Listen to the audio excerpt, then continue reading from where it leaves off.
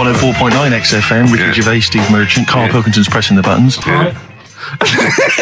We're playing some great moments from the last 3 weeks. And some great records, Steve, from the last 2 weeks. That's true enough. Yeah. We're not actually here today. What are you up to today, Rick? It's 8 hours earlier, so this is about 2 o'clock probably. Mm-hmm. So it's about 6 o'clock in the morning. I'm still in bed, mate. I'm asleep in my hotel room. Now, where are you? We're in LA. Los Angeles. Yeah. City of Angels. Yeah. City of Angels. Yeah. And so that's what we do. We're doing stuff like that. That's why we're not here. We're not here next week either. So next week is the best of this week. All right, so here's the first bit. Class. Rock the Casbah. I love the fact you had at least 3 minutes to get that right. I know. Prepare and get that right. I know, but my mouth was full of Maryland cookies. Yeah. You know, last week, this would blow your mind. He came in, do you know what he'd bought? For himself, about 10 penguins. Who buys penguins still? I know. All wagon wheels. Oh, I've never liked wagon wheels. You've not been a fan? No, but I was sorry about that. It's The Clash and Rock the Casbah. Talking about records, have I told you that time my brother-in-law, he was moving out of his place, I think moving in with my sister, and I was about I don't know, 13, and so he was about 30, and I moved in, and he brought round all his records when he was storage to leave them at our house, right? And he had all these old sort of records, 50s and 60s records, and they put them upstairs, and I was looking through them, and it's just all like Elvis stuff and Beatles stuff, and there was a mate of mine who loved Elvis, okay, and he had loads of chemicals. Yeah, he had loads of chemicals, and I was into chemistry, and he said, "Let's swap me some chemicals for them." So I sort of nicked about 5 Elvis singles, and I got all these chemicals, and then the guilt just hit me. I just thought, well, he's going to notice that. And one night, I just came downstairs and I confessed to my mum. And she went, all right, well, I won't tell him, but you've got to be good. And it's sort of like I was just really, really good for a year. And then I remember when I was about 18, my brother was talking about it. And he said, did you ever play those records I left for you? Brilliant. He told my mum, he said, these are for Ricky. She just didn't tell me. She was sharp, wasn't she? She used opportunism there. Oh, that's genius. And that was it. That's why I was good. But you've never stolen anything since, have you? No, I don't. Except that spate of shoplifting after that to teach your mum a lesson. yeah. Well, I went round and arson. No, I did. I just couldn't believe it. It was terrible. That's the sort of thing I think we need now, right? We've covered a lot of stuff. What, education? Teaching, yeah. Well, okay. What do you want to know? Don't know. Have you got something? Can you educate us on anything? I've been reading bits. So could we bring back just for one night only, educating Ricky? Oh, I'm excited. Yeah. Do you think it warrants that? I don't know enough about it. You know what I mean? About what? It sounds perfect. Play the jingle. Educating Ricky. He's getting smarter. A couple of things happened in the week that I read about. Okay. Keeping up on what's going on and that. Sure. Yeah. One was about that Galileo fella. Okay. Was it about 1636? Was it? I think it might have been earlier. Bad. Go on. Did some stuff with light and that. Yeah, he did lots of physical experiments, yeah. Is that it then, Carl, is it? He did some stuff with light and that. What did he do with light? What was that? Well, I think he invented the first... Telescope? Telescope. So I think it's a particular lens, though, and he did experiments where he dropped famously two different weighted balls from Pisa, and they hit the ground at the same time, showing that it doesn't matter, the weight doesn't matter, but air resistance does and stuff like that. I think he probably explained it a bit better than that. Yeah, but I'm talking to Carl. Sure. Did they need to know He's stuff? just thinking about pizza. Yeah. Did they need to know stuff like that back then?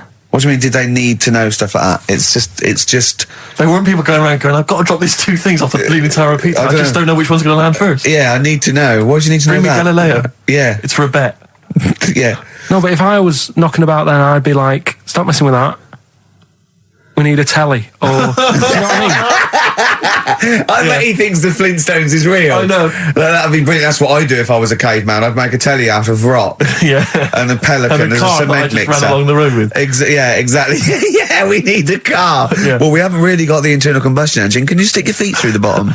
Yeah, just get me a car, for Christ's sake. Anyway, so I learned that. And Yeah. then, What? You learned his name.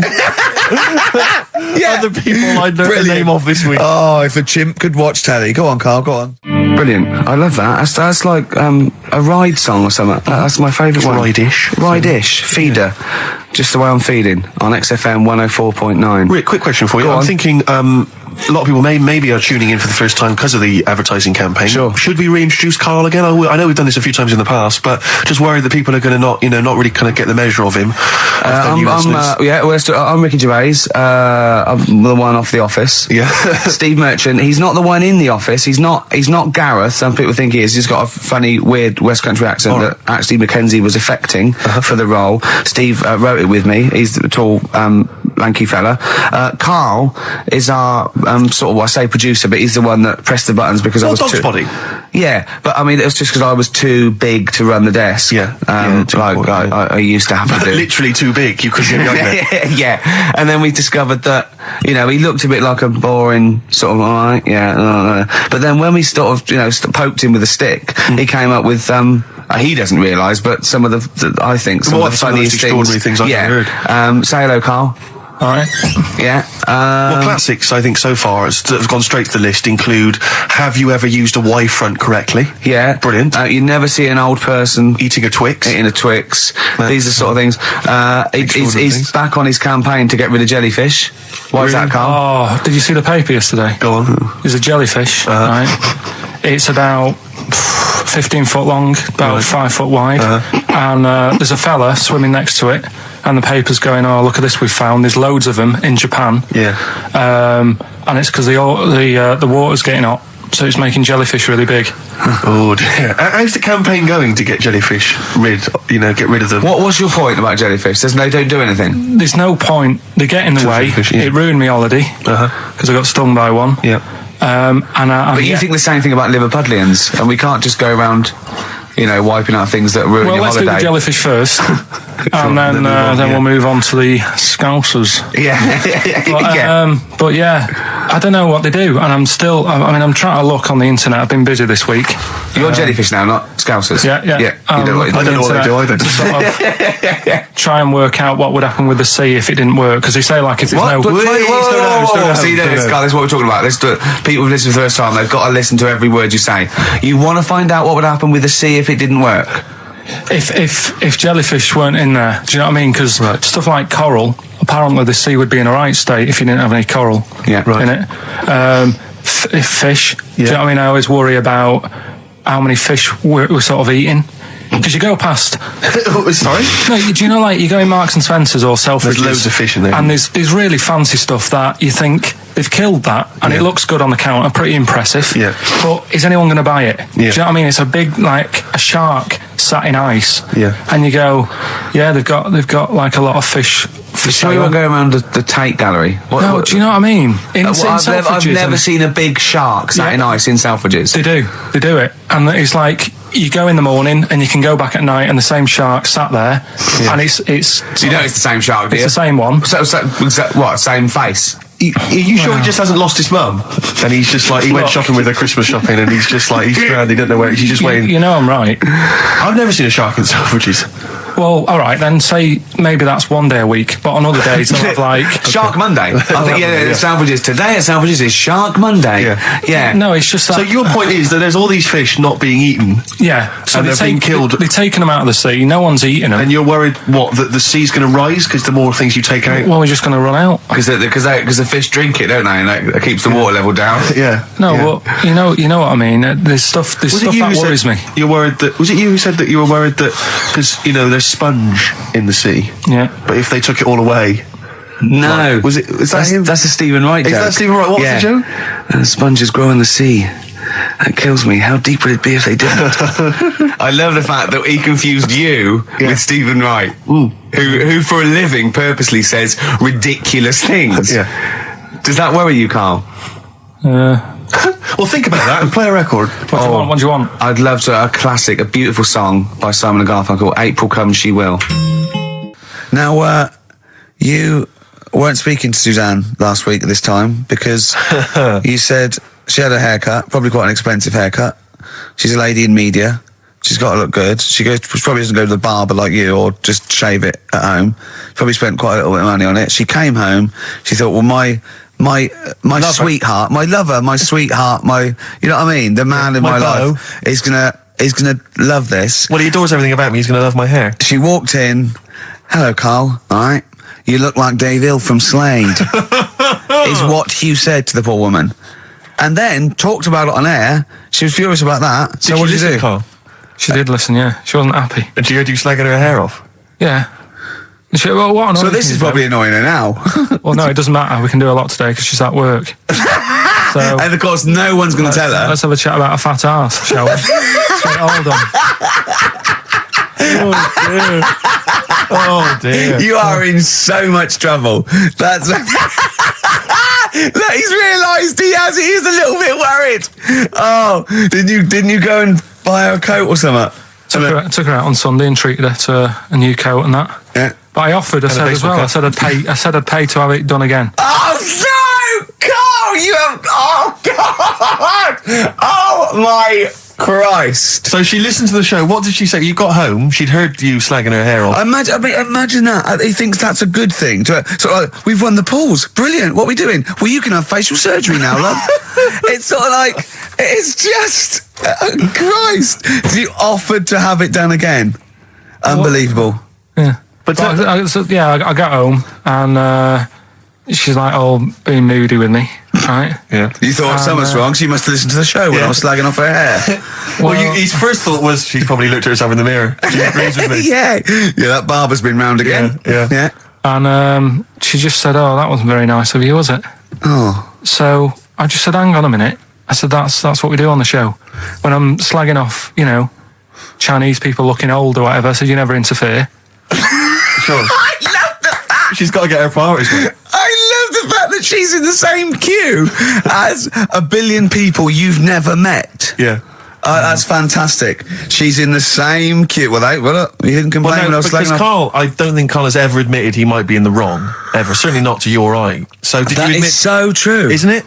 That is so true. He's never admitted that he might be in the wrong. So did you, in this instance, agree that maybe you'd overstepped the mark? No, I just said she took it badly. Do you know what I mean? It's only a haircut. Yeah. Yep.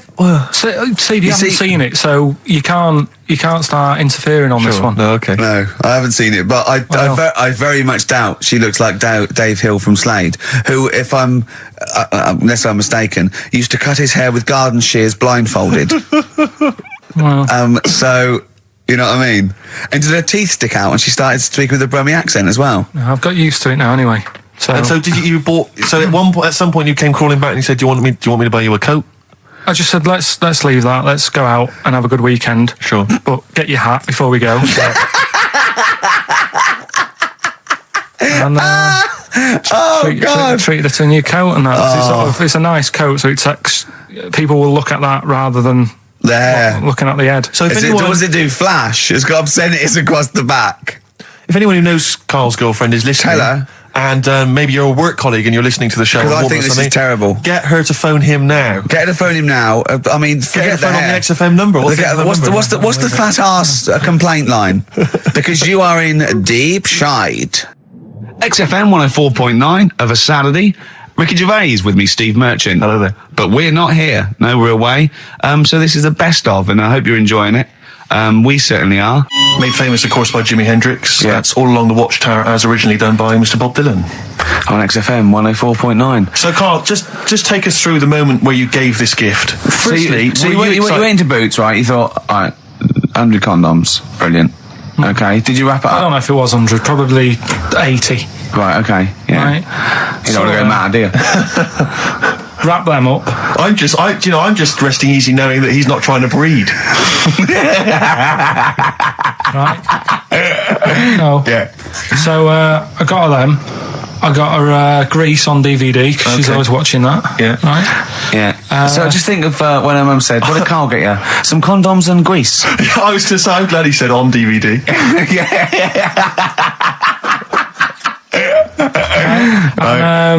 She was surprised anyway, right? Because I bet she was. no, when she got she was thinking like jewellery. no, right? That showed her. That surprised you, hasn't it? All right. So hang on, wait a minute. You thought it was a holiday, didn't you? Yeah. Look at your face. You don't know me at all. So hang on. So did you give these on Christmas Day? Right, what happened is she got in from work that Saturday, right? And I said, look under the tree. Knackered. Oh, at least it's Christmas. Yeah. At least I'm going to get a little bit. I said, look, you got some stuff under the tree, right? So did you give her a sugar lump? Right, she was really chuffed with that. But she said she was a bit puzzled because I didn't know we had any wrapping paper, right? So I ended up using wallpaper. You didn't take it off the wall though. You had No, it was some left over, right? So she said, "Why have you used wallpaper?" I said, "Well, I didn't have any paper, and you were getting in a bit, and I wanted you to have a surprise." So she said, "Can I have a feel of them?" I said, "No." Presents. You thought, right, I've got the right thing. Yeah. Right. And then Christmas Day, I said, "No, don't get carried away. It's nothing really good. You know, we said we weren't going to buy each other much. So there you go, open them." Yeah, go on. And Can I just ask, had you received your present from her yet? yeah. So what had you received? What did he have? Had some shoes, Nice. right? Getaway game for PlayStation. Nice. I'm just totting up Just the value of type this. those, Go on, yeah. And just also think about how much fun and pleasure you get from them. Yeah. Although, of course, condoms, I can see the Well, see the appeal. Well, okay. So yeah. I think But I can, also add to that bit 150 quid for a meal. If you're going to start totting up, 150 quid for a meal. I bought some shoes, 72 quid. Yeah, that was after the event, then. Doesn't matter. All right, so you received these, dare I say it, thoughtful and nice gifts.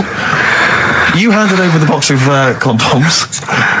They were wrapped up. She unwrapped them. yeah. Go on, take us through it. Walk us through it. Well, it's not something you play with on Christmas morning.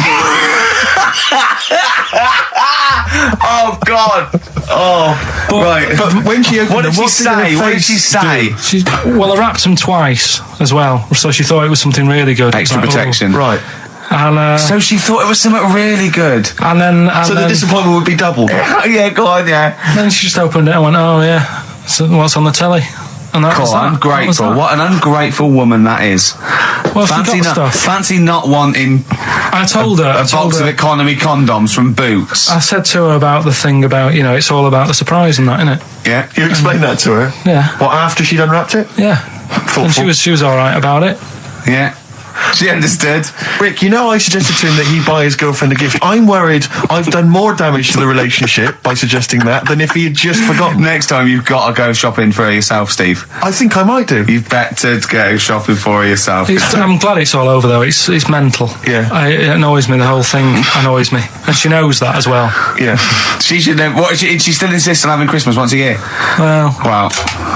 I'm no, but well, anyway, what did you get? I can't think what you bring to the relationship, Carl. I don't know what it is she's getting from you in this relationship. It's like she's doing all the work. Well, yeah. 80 times. Oh God, Carl! I love it. You're brilliant. I know what she's getting. He's the. What? No, he's not thoughtful. No, but he's thoughtful. He's the best he can do with the brain he's got. Do you know what I mean? Right. He's doing his best. He's absolutely doing his best. There's no. He's working at the limits of his powers. Do you know what I mean? Though he's done as well as he can with what he was given. Sure. Yeah, and that's admirable. Yeah. It's like, I think he's done better than you'd expect. I bet his teachers didn't even think he'd get this far. Do you know what I mean? What, find a girl? No, well, yeah, a job, a girl. Yeah. Do you know what I mean? Clothe himself. He's done really well. What do you think, Carl? You think you've done well? I think I've done all right compared to some of my mates. What are they doing now? Probably not that much. Do you know what I mean? Mrs. Matthews said I wouldn't be an high flyer. I think I'm doing all right. Yeah. Do you know what I mean? I have a holiday every year. Got somewhere to live and that. Yeah. Got a new flat, haven't you? Yeah, so where are they then, the condoms? Did she show them to her family and friends? No, Take them into work? Look what I'm Carl's got. surprised she told Ricky, actually. I was a bit disappointed in that. Yeah. Because I didn't go shouting around. Well, she was so excited, Carl, clearly. She was just so pleased and proud. All right, play a record, we come back to it. No, that's it now. Rick, you may remember that last week we opened with some quality knob news. Knob news, yeah. It was Hitler's knob. Hitler's knob was one of them. That just sparked off into a whole bunch of other knob-related discussions. Yeah. And I'm pleased so far to see that we're almost at the halfway mark for this first hour. And so far we've only talked about nudity and/or todgers. Yeah. So excellent work from us. Well done, lads. Yeah. I'm looking forward to Dr. Fox and the rest of the Sony Award Committee listening to this one. Yeah. But more knob news. I don't know if there's a jingle for that, maybe. You nearly had me eye out. Knob news. Knob news, excellent. This is an extraordinary story. A woman tried to sue her bosses for £210,000 after finding a cooked penis in a canteen stew. Hospital cleaner Sophie, something, I can't quite pronounce that name, was eating goulash for lunch and could not cut one of the lumps of meat. Oh, you can see where it's going. I've got so many questions already. I know. She picked it up and tried to chew it, but it was too tough. Then she inspected it with workmates who all agreed it was a penis. Imagine that discussion. Yeah. Miss McLata said she vomited for the rest of the day, instantly became a vegetarian, and had to have psychiatric help. It's not known whether the organ was from a human. The case continues. Well, it can be found out, so that's one thing. Obviously, the doctors aren't confused. They're not going, I don't know, I've never seen one like it. Yeah. Also, why is she eating goulash? I know. I mean, that is my first question. Why? Yeah. You got your lunch. Oh, what do you want? I fancy some goulash. Yeah. Oh, some gooly lash. Gooly lash, Thanks very like much it. indeed. Lancashire cockpot. Oh, It's on the menu. Brilliant. Only £5.50. Wangers and mash. I'd love some wangers and mash, please. Cock o' van. Cock o' van. It's already done for There's you. some. There's wangers and mash, cock o' van, Lancashire cockpot. You know. That's just off the top of our brains. Yeah. So if you've got any of your own, keep them to yourself. We're not interested. What do you make of that knob news? And it's in a hospital. Oh, yes, it was. No, hospital cleaner. You're right. Oh, hospital cleaner. God. I know how your mind's thinking already. There's been a mix-up. What kind of mix-up? I love that. What, some bloke's gone in, some lesbian's gone in, want a sex change. She's got a carrot for a cock. Bit of stewing steak. Stewing steak. Oh, that would be great. I just wish we could maybe tape the bits we're not on air, just because that's when Carl comes into his own. Yeah. He just said to me, I don't know what I was doing. I was sort of like pottering around, dancing around, doing something annoying probably. And he just looked at me. I don't know. And he was looking at me, and I looked back, and he went, "Have you ever used a Y-front properly?" Genius. It's a great question because the answer is definitely no. Definitely no. Does anyone use their Y-front properly? And by that I mean get your winky out of the little sort of slot provided, as opposed to like put it to one side or pull them down or whatever. Has anyone used a Y-front properly? I don't think I've ever done it. I don't think I've ever done it. I've never seen anyone in a toilet doing it, Rick. We should be looking. I wish I hadn't said that. I caught ya. Really? Yeah. That's actually how you prove people are gay. Yeah. Get them into this conversation. Yeah. It's a trap. Yeah, it's a trap. It was the trap. Yeah. I'm not gay, by the way. Yeah. You didn't prove I was gay. I double bluffed you. As I knew the old gay trick. I thought it was the old gay lord say no thing. That is another method. Yeah, there's innumerable methods of doing it. That's how Oscar Wilde was caught. Yeah. Yeah. What happened there? Well, the judge went to him, did you see that film last night? Gaylord say no, and he went no, and they went take him away. Yeah. Take him down to the cells. Yeah, take him to Reading. It is true. That is it originated in America. Yeah. So many of these things do. It's a brilliant point, Carl. I'd like to hear from anyone listening who's, and I mean, well, they'll just lie, wouldn't they? I suppose. Yeah. I don't even use sort of flies. No. Usually, I sort of pull my Y-front, my sort of tracksuit. So that's why I wear sort of like elasticated waistbands all the time. Exactly. Just sort Speed. of like. Yeah. Yeah. You got to get in there with the minimum of effort. Yeah. We and out. Sure. Often I won't shake. No. Oh no. To my detriment, because it often leaks out a little bit later, doesn't it? Ever been out on a date with a girl where it's just trickled down your leg and you wish it hadn't, and you're thinking, what if she gets my trousers off later? She might smell it or see it. What? What? I don't know. I don't know what I said there. Right. Darkness growing on me. Love that. Love the darkness. This is the Best Of Show on XFM 104.9. I'm Ricky Gervais, with me Stephen Merchant. Yes. I hope you're enjoying the Best Of. Couple of emails. Monkey Matt's emailed us. Who? Monkey Matt. Oh, mate, yeah, go on. Yeah. He says... How's the Monster? He's all right. He says, Carl has missed a cracking headline from The Sport. Hide-and-seek champion found dead in cupboard. I hope it's real. I don't know if it is. I doubt it. Just looking through some of the news stories that Carl did make it into Carl's news roundup. Yeah. This one you might be interested in. Headline, woman says partner ran off to become vampire. Yeah. And it says a young mother says her partner has dumped her to become a vampire. Rebecca Roberts from Somerset says Matthew Barrett fell for a blood-worshipping woman in a US cult. The 23-year-old mother says he began shaving all his body hair, dressed in black, and used Rebecca's lipstick to redden his eyes. Rebecca caught him performing weird blood rituals in front of his computer at night, cutting himself to prove commitment. She said, I thought it was just a hobby. Everyone's got a right to one. I was pleased he'd found an interest. Brilliant. This is apparently from The Sun. Apparently he's left. He's gone to America. He's living in this Ohio-based cult. But it's the last bit where she's been asked whether or not, if he came back, would she take him back? Sure. And this is where I wonder if the journalist, you know how journalists are supposed to just report the news, be objective. Yeah. I wonder if maybe the journalist here has maybe had some interference. Made the quote better for them Possibly. than... Go on. Because it says, I never thought this would take over his life. Now, if he came back, I'd say fangs, but no fangs. Oh, dear! I can't believe. Imagine you're the woman, Rick. Okay. And I've come round. You're the to you. journalist. I'm the journalist, and I've come Okay. in and I've said, okay, I read about this. All I have to do is not say that thing. You've Okay. come. I understand you're obviously quite upset. Your husband's gone gutted. off. If he came back, would you take him back? Definitely not. Right. What would you say to him then if he came Just back? get lost. Right, but I'm really pissed off with you. Would you perhaps say something a bit more pithy?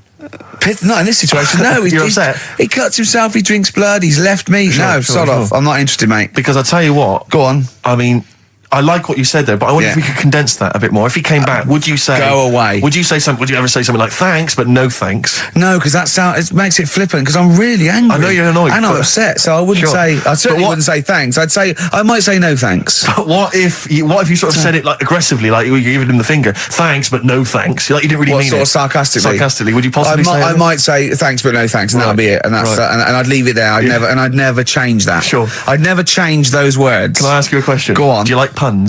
Hate them. Right. I don't like It's Countdown. interesting. I don't like QI. I don't like any of those posh Cambridge, Oxford types. I hate puns. If you had to say thanks, but no thanks in the form of a pun, what would you maybe say? I wouldn't. I never would. Right. I'd say thanks, but no thanks. I would. I mean, I feel embarrassed that I'd even say that because I don't think I would even say thanks, but no thanks. Okay. But if I did go that far, I'd leave it there. Sure.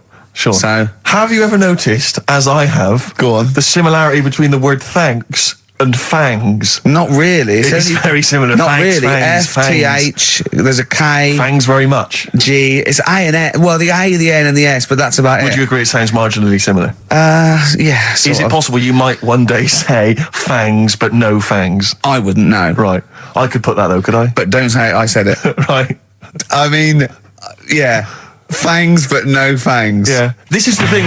Just, if you ever read an article in The Sun, The Mirror, anything, do not believe it. Really seriously question and query it, because... If it ends with fangs, no fangs. If it ends with a pun, almost certainly they never said it. The Cure, Love Song, classic on XFM. So that's the crabs that you can download their memories. But what about other animals that are in the sea, in that same sea, eating the stuff? Have they tested them yet? I don't know. I think they just took it on because their biology, something to do with, I presume they could take up minerals and, I don't know why.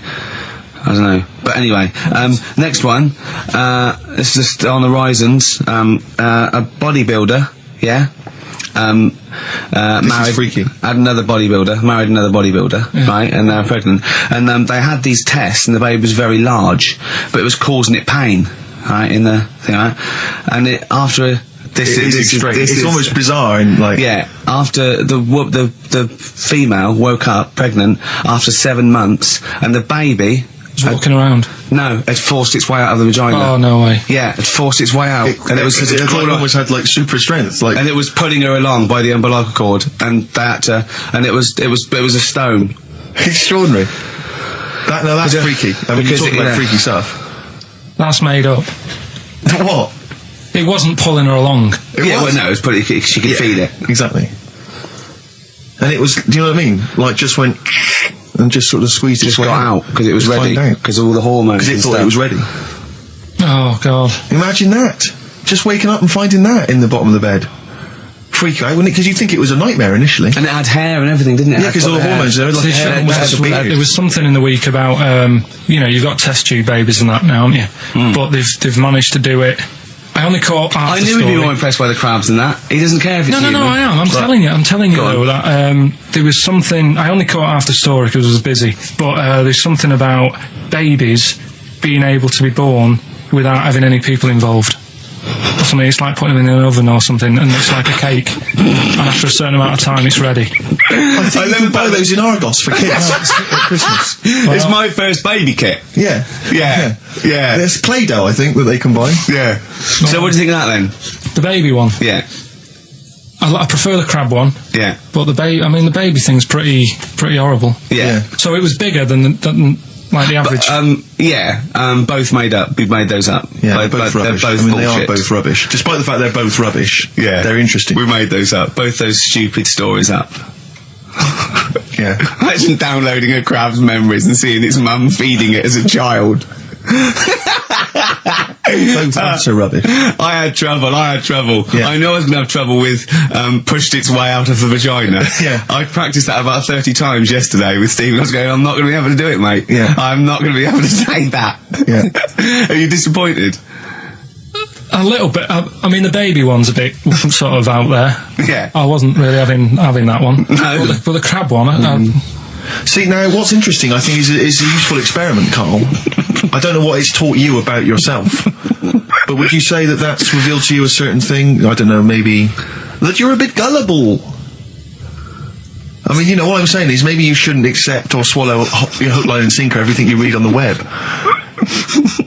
You got to think maybe a valuable lesson? I feel bad because I said to Steve, he won't be annoyed that we conned him, he'd be annoyed that they're actually not true. You'd love that crab thing to be true, wouldn't you? it wouldn't surprise me if it did happen one day. Sure. Yeah. So, and then he'd laugh. And it's in the break when I said about the crabs, well, I'm keeping them then. Yeah. Yeah. Tell you a job I don't like. What? I wouldn't want to be doing. The woman, there's a little woman who sits in the little snack stall on Finchley Road station. Yeah. And I don't know how to describe it really. She is surrounded by snacks. She can't move for snacks. It's Does like, it look like American Beauty, but with different... not dissimilar to that. Yeah. It's a little hut on the station. Yeah. And it's like, if you go to the seaside, you can put your head through one of those cardboard cutouts and it looks like you're a big fat person or whatever, and you can have your photo taken. It's like an equivalent of that, but it's just snacks everywhere. She's got bananas up to her chin.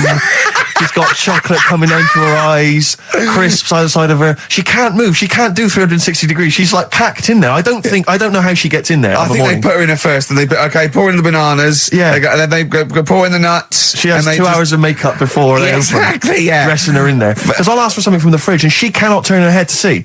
She has to go by feel alone, just to feel the fridge and get stuff out and pass it. And often I'll say, that's not what I wanted, but she can't. You've got to let her off. It's extraordinary. Dear. But there's no music playing. Does she have there's to nothing. sell her way out of it? Exactly. If it's a slow day, she's stuck there till the next day. Yeah, it's like a world-breaking attempt. Yeah. Carl, what job wouldn't you want to do? Well, any job. You're a lazy... You're joking, aren't you? I've done loads of stuff. I'm quite happy now doing what I'm doing. Yeah? You look happy. Trying to think. You sound happy. Yeah, I mean, calm down. You on drugs? I'm all right. Are you on happy E? before England have won and that. I'm happy for them. Yeah, go on, happy for them. I'm happy in that. Yeah, what do you mean happy for them? We are England. Happy for us. Yeah. I mean, we didn't play. I did very little towards it. No. It was mainly Johnny Wilkinson. Yeah, I barely contributed. Switching on the TV was about as much as I did. Exactly. And shouting, come on! Yeah. Talking about jobs and that, though, I was reading the other day about... rubbish jobs that people have had and stuff. I haven't got time when I'm at work, man. I just get on with it. I'm not squiddly diddly. Fingers in pies, different jobs. Go on. Do you know Ivor the Terrible? Ivan.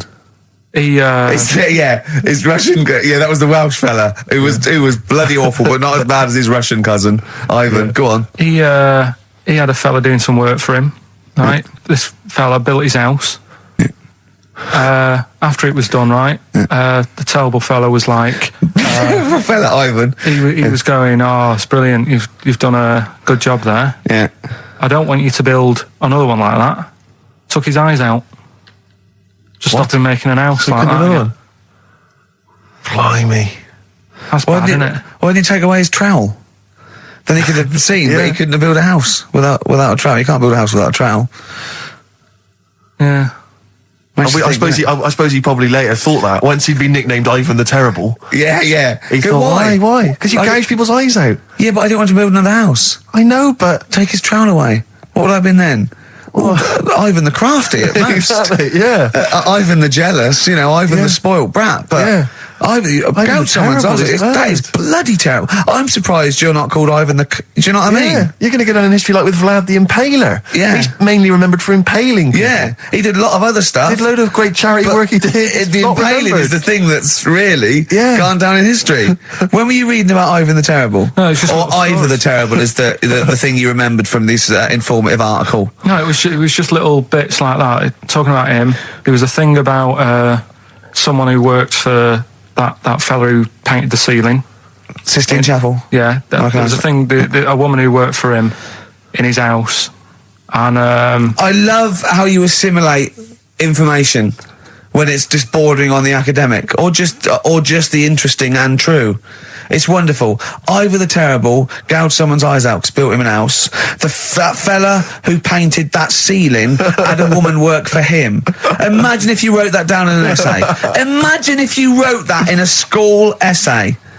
Well, you'd probably end up with not getting a grade or thinking you turned up to more than you had. Exactly. Anyway, the Go woman on. who lived with The woman who lived in a shoe. Go on. yeah, there was this woman who lived with him, and she used to go out and do all this shopping and that. But because she couldn't read or write, he used to have to draw everything that he wanted. Why couldn't you just tell her? I don't know. No, wait. That's an excellent point. Could she talk? Yeah, but if it's a big list and that, loads of different coloured paints. And why and couldn't stuff. she draw on a piece of paper? Why did he have to do it? Because he's a better drawer, isn't he? That's the point. That's it. We were just looking for the logic of the story. You found it. You've done it. Play a record.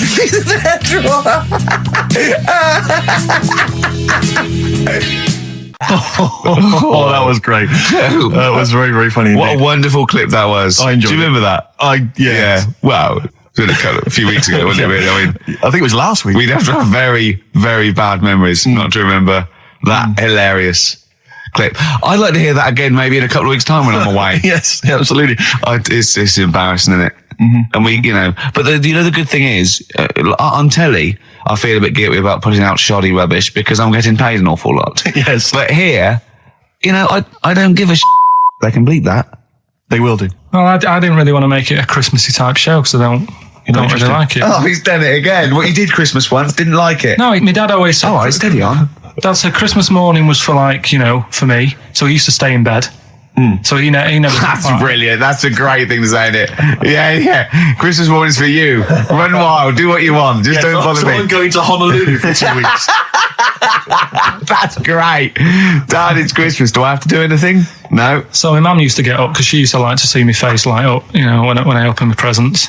And then to keep the fireworks. And then I'd have to go to my bedroom from about 6 o'clock onwards because my mum and dad were into having big Christmas parties and I wasn't old enough to go. Right. So they'd say, right, you've had your fun there, you go up to your bedroom, stay in there. Really? Yeah, I remember one year, right, I got a train set, that's what I wanted. Yeah. Right? It's brilliant. Playing with it all day. I thought, I don't mind about the party, I'm happy staying up here playing with this. Brother comes in, he's had a few, right? He's going, give us a go on your train. How old is he? He's a bit older than me, so he might have been like, let's see. Well, let him be 18. Yeah, probably about 18, 19, And how old something were like that. I had a train set, so I don't know, about 14. something like that, right? So I'm playing on that, loving it and stuff. And then he comes in and goes, give us a go. He turns the transformer up to 14. He went really fast for about 5 seconds, broke it, and then he went back downstairs. Wow. So Christmas, I hadn't even got to Sounds Christmas like Day. the Conservative government with British Rail. Satire, that is. Satire, Rick, I just thought that there's satire. It's If there's any satirical shows listening or it doesn't work in any way because there's the analogy falls down apart from there being a train. Think it through though. British Rail was trains, and the government broke the trains in many. Well, they didn't break them, not officially breaking them, but they kind of. It does work. It's perfect. Oh, I'm pretty pleased with that. And I can't. And no one's asked him to be on. Have I got news for you? It's weird, isn't it? Because it's strange that when you've got a satirical mind that's as quick as that. Yeah. And he's broke your little train set. So what did you do? I just watched telly and had some sausages. I bet you were happy with that, though, weren't you? Oh, it's a bit annoying, though, isn't it, when your main present of the year's been broke. And did it ever get it fixed? No, that was it. Put away. I'm intrigued why your parents wouldn't let you come and join in the festive fun. Was it like really debauched down there? Was it like eggnog everywhere? Well, no, but I mean, that's fair enough. 6 is a little bit early, but I just think, you know, if you're a kid, you had those fun, put them to bed at 8 maybe. And Do you think so on Christmas Day? I thought that was a day for family. Well, not if there's a party going on. Well, don't have the party on the Christmas Day. Well, that's another option. Yeah. Your parents are weird, aren't they? A strange breed. Well, I think that was the year, right? You're talking about buying presents and stuff. I think I did treat my mum to... I didn't buy my dad anything. I think that was like when I got a bit older, I used to get my dad something because he wasn't that bothered anyway. No. So, got my mum, there was a cheap shop, right? Of course. Thank God for that. Called Snips. Right? So I went in there and I thought, let's see what I can get her. And remember Victoria Plum? I don't think so. Well, it's like a fairy character. Right. And my mum's into gnomes and stuff, right? So I thought, right. She must be pleased with you, then. Victoria Plum. I was thinking, is that one of the neighbours? Is it like a brandy Do you liqueur? remember Victoria Plum? Victoria Plum. Victoria Plum, yeah, it's like a little fictional sort of character, right? Okay. So I saw it, I thought, yeah, she'll love that, right? So I did my paper round, saved up for 2 weeks, right? Aww. Got that sorted, went to Snips, bought the Victoria Plum. Next day, I'm in town with her, right? So I think, I know what I'll do. I said, come in here a minute, right? So we go in and we're looking around and I tested her, right? I went, look at that there, that's all right, isn't it? And she goes, oh, it's bloody awful. Oh, Carl. Oh, Carl. Oh, God. So then Christmas Day comes. I said, don't bother opening it. She said, no, why? I said, Oh, no. Why did you still give it to her? So, well, it's too late. I'd already bought it. Oh, Carl. So she opened it and I was like, and she said, oh, that's nice. I said, why are you saying that? I said, the other day, she said, it's bloody awful. She said, oh, no, I thought you were pointing at something else. Oh, no. So that's why I don't get anyone anything anymore. Oh, God. Play a record. Oh, God.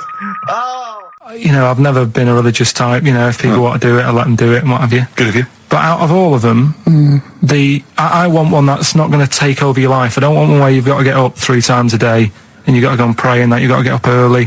Forget that. It's getting in the way. But if it's something like... I was walking to work the other day, right, across Oxford Street. There's a little Hare Krishna fella there. And he sort of had... he had a leaflet and stuff.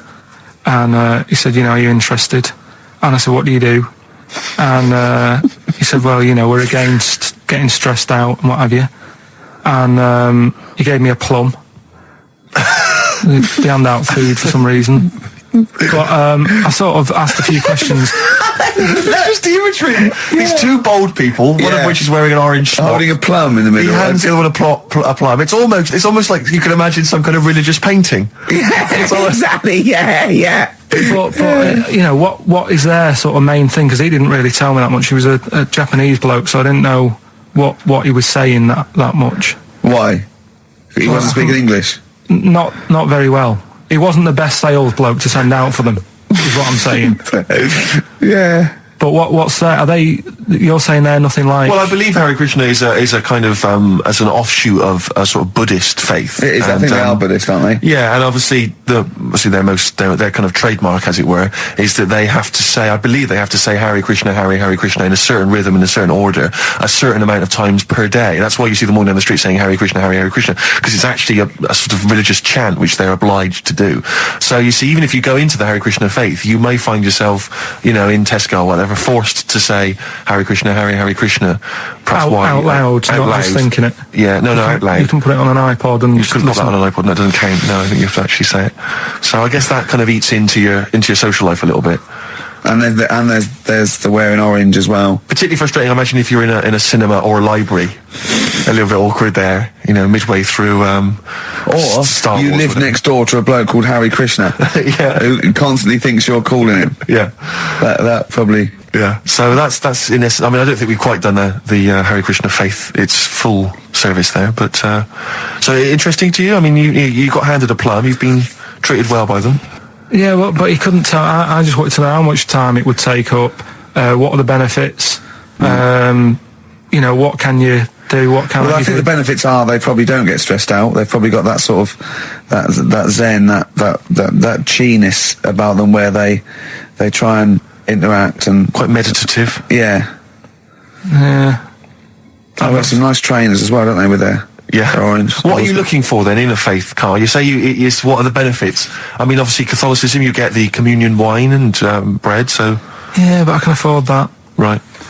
Probably, just I like the Crusaders. I was forced into joining that as a kid, because a mate sort of joined it, and he sort of said, "Are you joining?" I sort of swore at him. I said, "I'm not doing that." Right? Yeah. He said, "Right, if you don't come with me, I'll tell your mum that you just swore." So I was like, "Oh." So I went. So I went along, and I used to just go on the Friday when they played, Sabutio and stuff. And then I went on one Sunday, and it was totally different. There was no Sabutio. There was no sort of, table tennis. The thing where you hold a thing and knock things over. Skittles. There was all that on a Friday. Went on the Sunday, it was rubbish. He said, "Right, sit down in this room." They gave me a Bible. Thought, this looks too heavy, this is too big, I'm not interested in this book. And I never went again. I used to hide on a Sunday when they came round. And that's been the only sort of... I suddenly, why did it suddenly turn out to have to hide on a Sunday when they're coming round? Because they wouldn't leave. Who was it? Were they adults? It was well, he seemed like an adult to me at the time, but he was probably about 27. Well, that is an adult. Yeah, but do you know what I mean? He seemed a lot older when I was a kid. Yeah. And he came knocking and that, and he used to say to me, "Mum, I'll just tell him I'm ill or something." And he used to hang around to see if I'd eventually come out to play and that. And if I did, I think they would have grabbed me and took me there. I love the idea that for you, religion has to bring with it some kind of gift. It's like, join our faith and you get an alarm clock radio. It's like something like I think religion does bring a gift. Usually, it's the gift of the Lord. Well, the gift of everlasting life, isn't it? And that's the problem with it, A lot of people believe in it because they think... But for Carl, his feeling is like, that should be a given. That's safe. I'm definitely going home with eternal life. But what else can I have? Is there an iPod? You have to have a religion, because obviously I don't have a religion, I don't miss it, and I wouldn't want one. I'm an atheist. And that's out of belief, that's out of logic. And we don't get into the politics or the morality of it. Why do you feel you need a religion? Why don't you just get a hobby? Well, I didn't want one. I don't want one. I just was saying that, if I was to get one, which one would I go for? Is what I'm saying. I'd like to see you perhaps as a Jew. I think Judaism would suit you well, I think. What are the hours like for that? Tough. Can be tricky. That's what I mean. I don't want anything that's, And they have a day where they don't eat and stuff. I couldn't be doing that. So then they have days when they eat too much? Yeah, but what happens if I'm not that hungry that day? Like I say, I don't like change. No. I like my Cheerios in the morning. I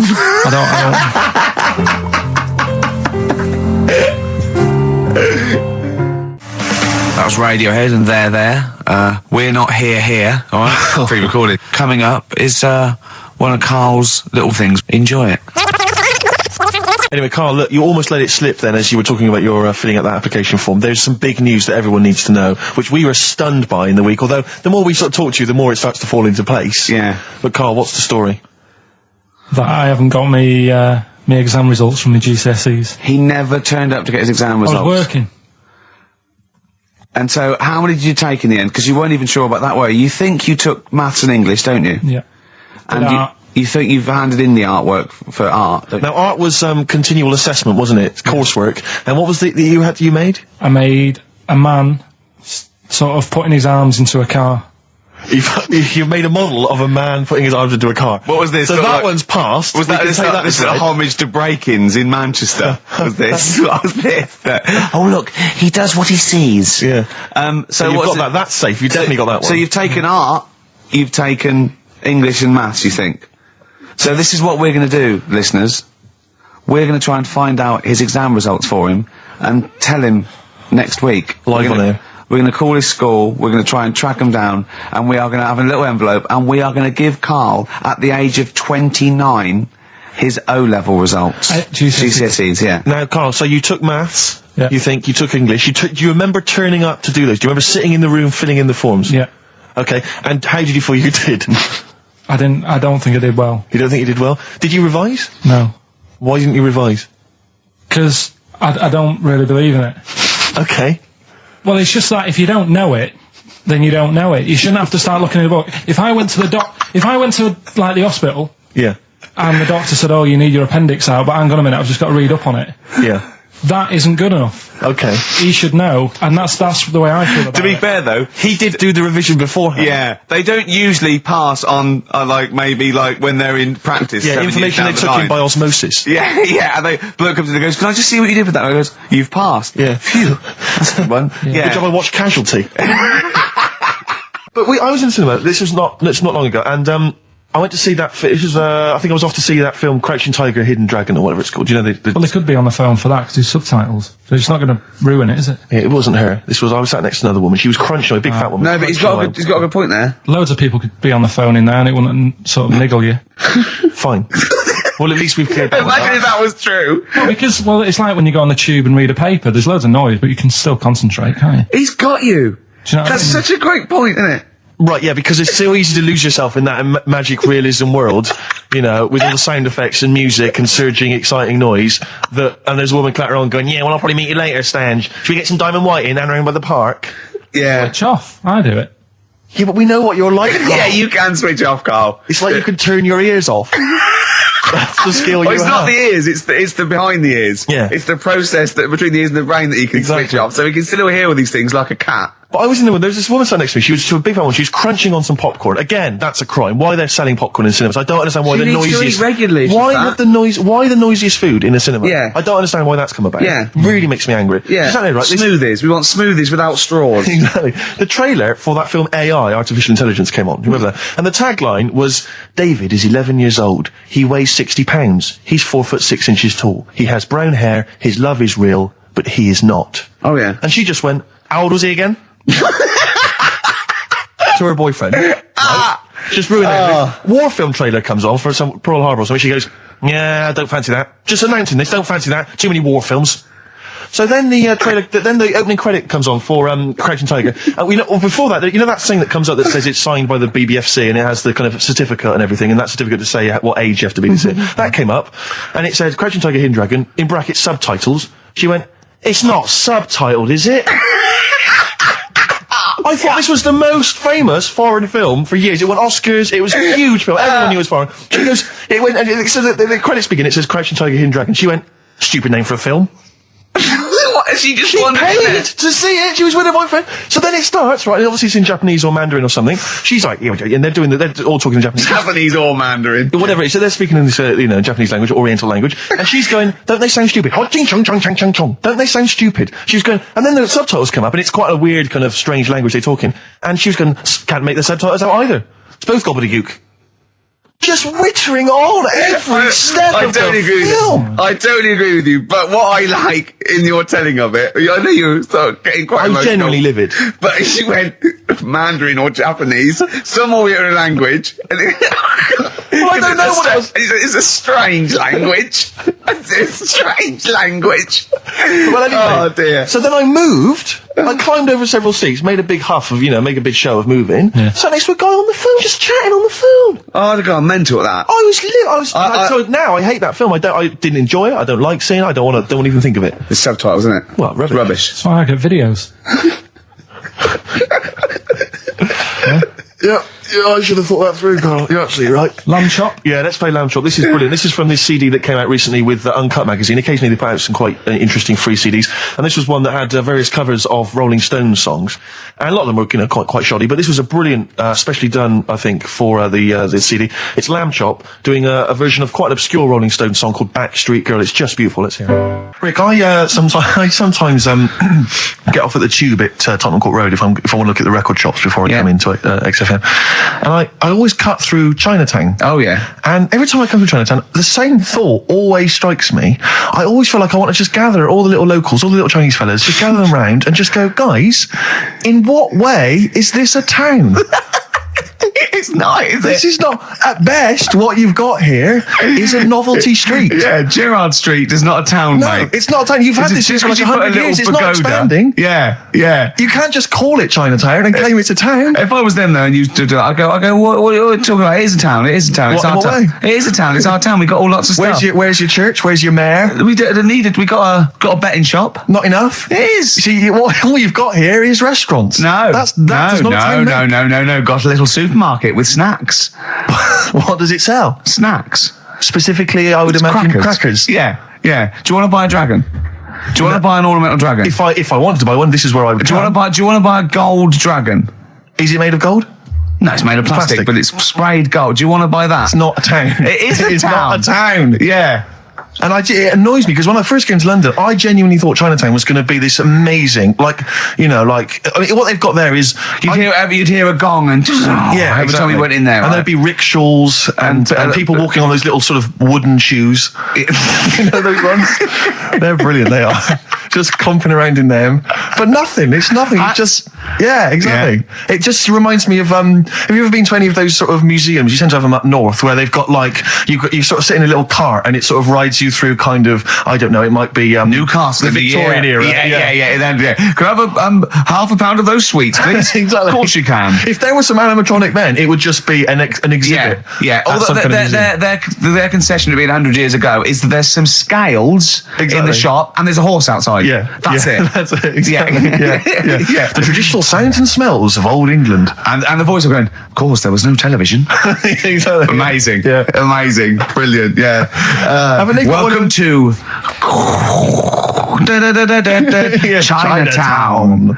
Ding, ding, ding, ding, ding, ding, ding. So it's not. Yeah, it's a good point. Is that a piece of traditional music? Ding, ding, ding, ding, ding. Yeah. Is that some traditional Chinese music, or is that music that someone in this country wrote, thinking it sounded like Chinese I music? think it was the Vapors, wasn't it? Oh, is that what it is? That? Because it sounds so, that's the music, isn't it? But are you sure they didn't take that from some other source? It's that pentatonic scale, isn't it? What is it called? It's the black notes on the piano. Right, that's the one I can play along with EastEnders.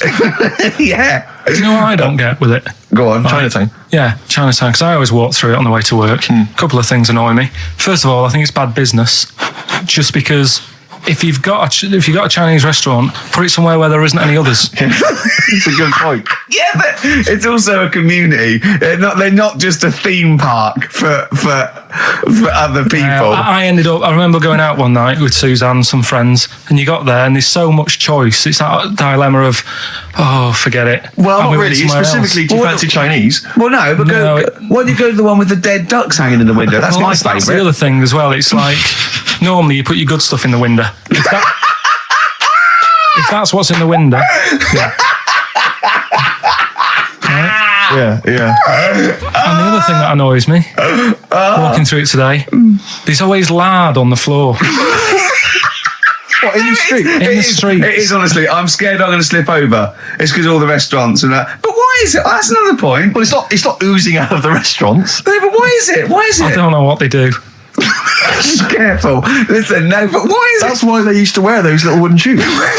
No, okay, we've got... No, but the thing is as well, they try and wash it with water, which doesn't work with lard, and it's like oil. Famously, yeah. You know what I mean? Even I know that. Yeah, you got to scrub it. So, you think sorted that out. Yeah. You think they'd know, wouldn't you? Yeah. All right. Anyway, thanks for your thoughts on Chinatown, Carl. Well, here we are again, XFM, on a Saturday. Just gone 1 o'clock, Steve, if I'm very much mistaken. But we're not here as such. We're away again, gallivanting around. We've got to do the special sort of best of again. Okay. Which we did a few weeks ago. So this is the best of the last 3 weeks. Which I think is the best 3 weeks we've ever had. But I'd like it condensed into 2 hours. Yeah. Yeah. Some great music as well in there. Yeah, there'll be some great music interspersed with fine chat that you've already heard. Yeah. Except this bit. This bit's new.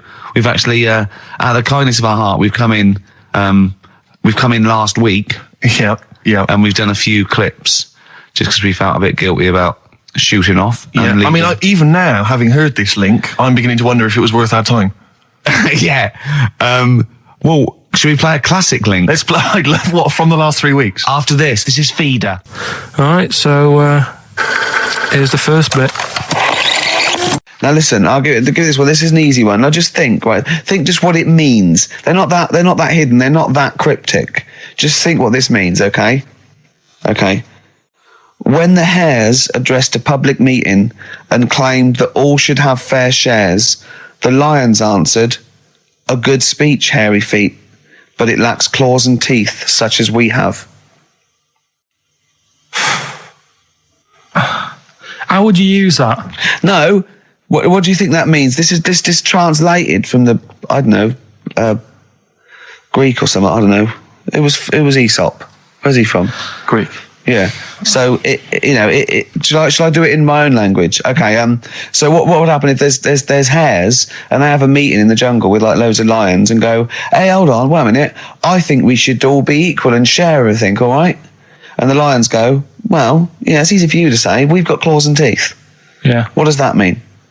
It's saying like, of course the hares want that because it's better for them. The lions get nothing out of it because they're already king of the jungle. That's right. So it's negotiating from weakness.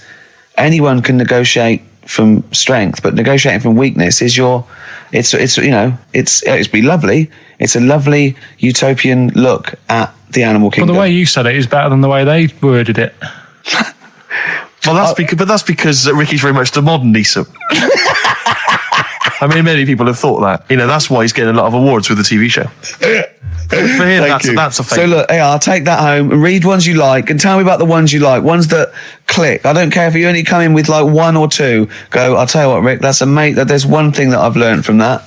You know, because sometimes you can know all these phrases and until something happens, you don't think, you know, everyone's heard, you know, I don't know, to err is human, to forgive divine. And then something, you know, might happen, and you go, "Oh, that's what that means. That's amazing." So, you know. Do you know any, Steve, offhand? What's that? A fable.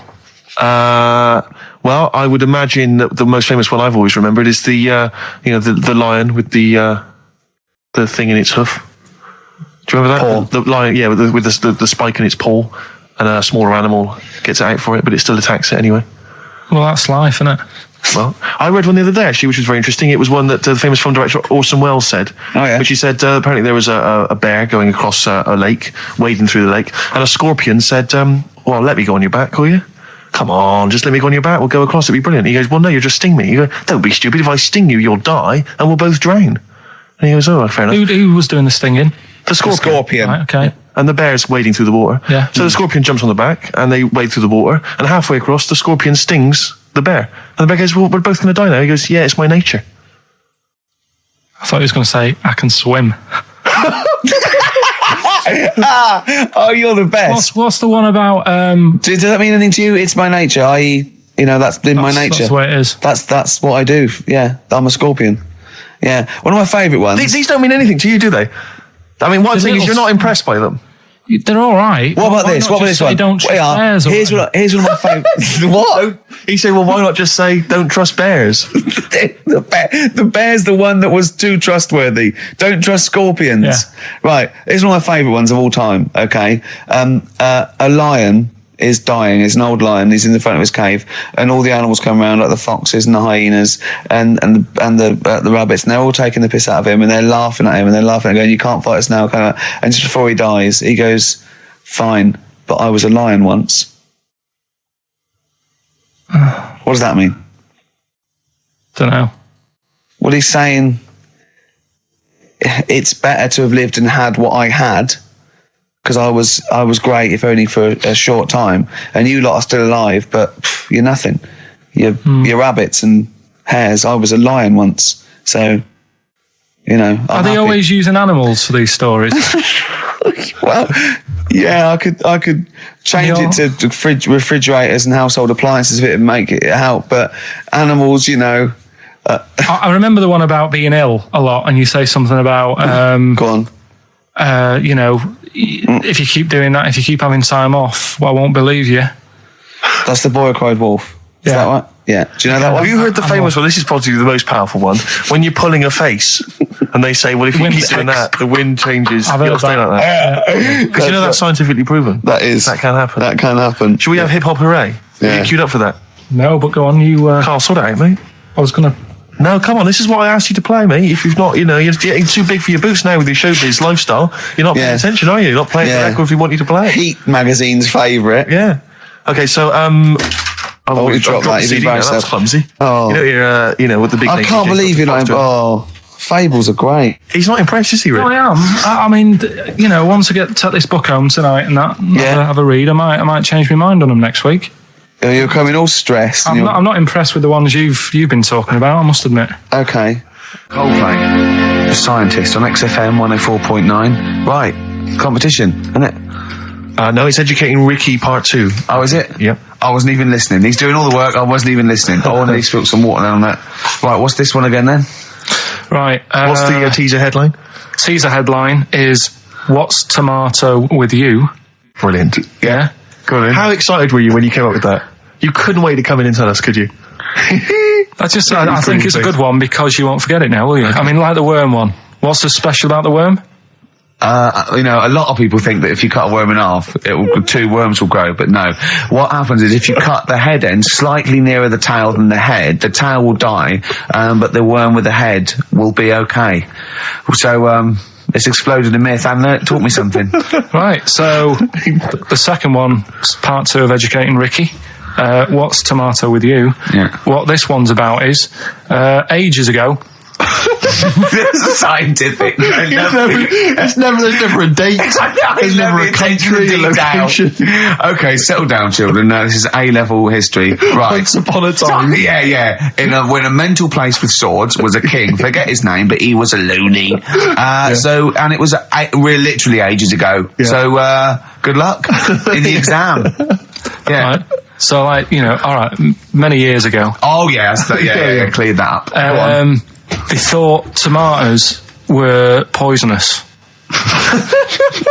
Right? Okay. Because what hold on, are they going to be proved wrong at the end of this story? Well, because I don't want to give away the ending, but is it something to do with are they poisonous tomatoes? No. Oh, you're having a laugh. I don't believe it. Go on. They're going to be eating tomatoes all this time. Oh, Steve, what's tomato with you anyway? Okay, so hang on a minute. Let's just recap quickly. Many years ago, when people thought tomatoes were poisonous. Yeah. Go on, Well, they didn't know they were poisonous then because they were still eating them. But what was happening? But they're not poisonous. But hang on a minute. All right, and it's not. I'm just going to listen. I'm not even going to talk. Okay, I'm not going to tackle it. So, if you remember, years ago they didn't have pottery plates. They had lead plates. Right? What are you talking? Just let him talk. Sorry, what year is this? Let him talk. Come on. Plates made out of lead, and what they'd end up doing, they'd say, right, do you want a tomato? And they'd go, yeah, all right. And they'd put the tomato on the lead plate and cut it. And because of the acid in the tomato, right, it would sort of make the lead runny, and the lead would go into the tomato, and they'd say, oh, it's lovely this, and they'd be eating it. They'd get food poisoning, lead poisoning, what have you, and they'd be really ill. So they thought tomatoes were poisonous, so they didn't eat them for many years. And when you say they, do you mean the people of Narnia? Yeah, this didn't happen. Where was this happening? Sort of in Britain and that. You put him on the spot there. Oh, I hope there's no uppity pupils at this school when they go, what do you mean, sir? Oh, if you're going to... Oh, I'm fed up with you. Do you understand? No. So the No, you've got... No, right, okay, first of all, Carl, where'd you get this information from? Where 14 did I get times that? as well? Do you know... You can't remember? I don't know where I got that from. I don't know where I got it from. But why don't you think that makes sense? But what? Someone once got lead poisoning from a tomato? Not just one, loads, and then all of a sudden... No.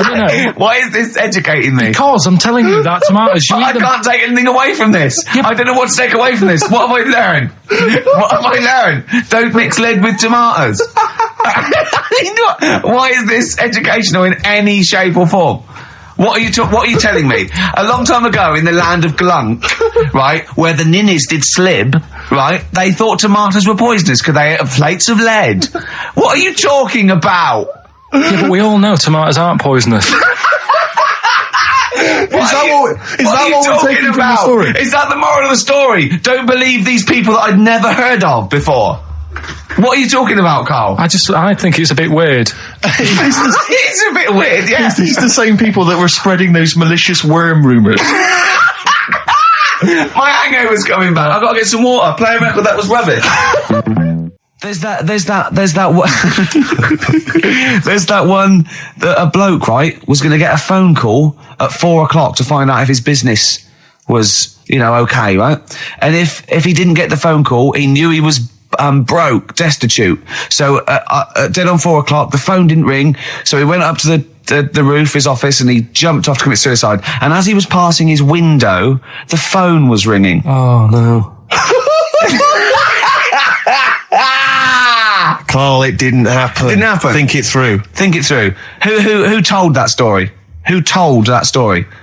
As he hit the pavement at 120 miles an hour. He's the only person who could have known that series of incidents. Also, why didn't he wait? Dead. As his life's at stake, why didn't he wait till 5 past? I'm going to give it 5 minutes just in case. Just in case the lights are busy. Yeah. And what sort of bloke goes, I'll call you at 4, okay, if your business... Well, call me anyway. No.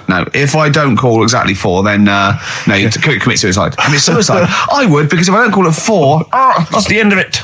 Well, call me anyway. No, that's not the way I work. Why can't you just call me and tell me the other way? Well, I'm telling you how I do it. If you're bust, I don't call. Can't you just call to verify in case something goes wrong? What if it's engaged? It won't be engaged. Just commit suicide at 4, please. It didn't happen, Carl. This is the Best Of Show on XFM 104.9. I'm Ricky Gervais, with me, Stephen Merchant. Yes. I hope you're enjoying the Best Of. I know what you're thinking. If this is the best, my Christ, what was the rest like? Well, we'll be back in a week's time, so you can judge it for yourself live. But anyway, in the meantime, this is one of the best clips I've ever heard. Oh, I'm laughing just thinking about what it might be. XFM 104.9, I'm Ricky Gervais, with me, Steve Merchant, Karl Pilkington. Steve. Well, we were talking about the news just now, and there was a story I heard in the week. I think it was on the radio, and I don't know all the details, but what I heard was that a number of, I think it was Falkland, maybe Gulf War veterans were, I think, suing or complaining to the government because they wanted compensation for post-traumatic stress disorder. Now, I don't know all the ins and outs of it, but it seems to me that if you're in the army and you're a soldier, a certain degree of trauma is kind of inevitable. I mean, after all, if you're any good at your job, you are going to see people getting killed. So I don't understand what the ins and outs of it are. I don't know why. He only came back and Tony Blair met him and go, all right, well, not really, no. Go on, what's the matter? Well, there was people shooting at us and everything, it was all muddy. Well, calm down, don't cry. Well, I will cry. There was a drill sergeant just kept shouting, saying, "Look at you, stupid boy, where's this gun's not clean?" I just cleaned the gun and it was fine, and now he's telling me to clean it again. Yeah, the boots, they were shiny. He's got to do that, it's more distant. His neck was as big as his head. Well, yeah, but you don't know what I don't know what the ins and outs of it are, but... what you got to do is make sure you know what you're going into. That's what I do, you got to check the small print. So if I was, going over to the Falklands or, the Gulf, I'd put my hand and go, will it be horrible? I go, you know, yes, will it be horrible? It will be horrible, yes. It will be horrible. There will be shooting and lots of death and everything. I go, right, I'm not going to go. And I go, exactly. Okay then. Okay. That should be fine, yeah. Should be fine, yeah. Just like that. Is anyone else scared about this? Pretty much all of us. Okay, then we won't send anyone then. Exactly. My brother went into the army, right, because he couldn't get a normal job. And my dad said, if you don't get a job by such a date, that's it, son, you're going in the army. And so when was the Falklands? Was it about 81? Right, and he joined back in like 81 or something. And he I don't know, he was in Aldershot or something. Oh yeah. And he wrote back to my mum saying, a bad time to join, bad time in this. So she wrote. What bad time? Join, that's so sweet, Carl, isn't it? That's like, dear Dad, yeah, well done. Don't know if you've noticed. Yeah, I was on the dole, that's for sure. Thank you for joining a month before the Belgrano. Anyway, go on. My mum called up, spoke to the sergeant and said, can you leave him out of this one? Can you leave him out of this one? What, the Falkland War? He's only just joined, and she called him Chuck, which he got done for. Like, she's one of them, I think it's a northern thing, like saying, how are you, Chuck? Yeah. And she called the sergeant Chuck, and the sergeant said to my brother, your mum, she's called up and asked if you can not go, which, of course, we'll see how it goes. But can you tell What do you mean? Why did the sergeant even entertain this? Well, Pilkington, come here. Your mum's been giving me a bit of earache. Now listen, tell her I've told you, but can you call her, because she called me Chuck and everything. Can you call her and say you don't mind? Well, not really. Oh, please, because I've promised her say you want to go. No, please, say you want to go. Why was he entertaining this phone call? because he was new to the army, I suppose. Who? No, I mean the sergeant. I don't know. Maybe they do that. So what happened? He didn't go in the end? So he didn't go, no. You can't do it. That's ludicrous. I love it though. Okay, we went over the top. Pilkington, I've got a note. Yeah. Is this really your mum? Yeah. Okay, no, this seems to be in order. Because I noticed it says, I do not want to go into the army, I don't want to go and fight, and it's crossed out and it's good, mum says don't go. Now, you didn't write this yourself? No, my mum wrote this. Okay, you definitely wrote this yourself. Your excuse. You're going to have to fill envelopes. No, I'm sure if he was needed, he would have had to go, but I think they made a bit of a special effort. They sort of said, Well, it wasn't conscription anyway. Oh, no, I was saying. Were the other soldiers going around just going, Pilkington? No, he ended up being a mechanic in there, and he got kicked out for going for a packet of fags in a tank. What? Now, wait a minute. Do you mean he nipped down the shops in a tank? Yeah. I don't believe that, Carl. You've Honest to God, that, and he went off with the sergeant's wife. So that didn't help, and he ended up getting kicked out. Sorry, your brother's a genius. I love this. First of all, he gets a call from his mum, going, let him off. He goes, oh, God. Then he goes, where's Pilkington? His mum's on the phone. Where is he? He's near your house, Sergeant. Near my house? Well, why is... No reason. Well, when he comes back, when he's finished, tell him his mum called. And can he get me a packet of fags? Tell him to walk this time. Wow. This is ludicrous. So the sergeant found out that he was sleeping with his wife? Yeah, I don't know. I mean, did your mum phone up and say, let him off? Let him off this time. Can he... Yeah. That's fantastic. But he misses it. I mean, I haven't seen him for about 11 years. But ever since he came out, he's just kept getting into trouble and that.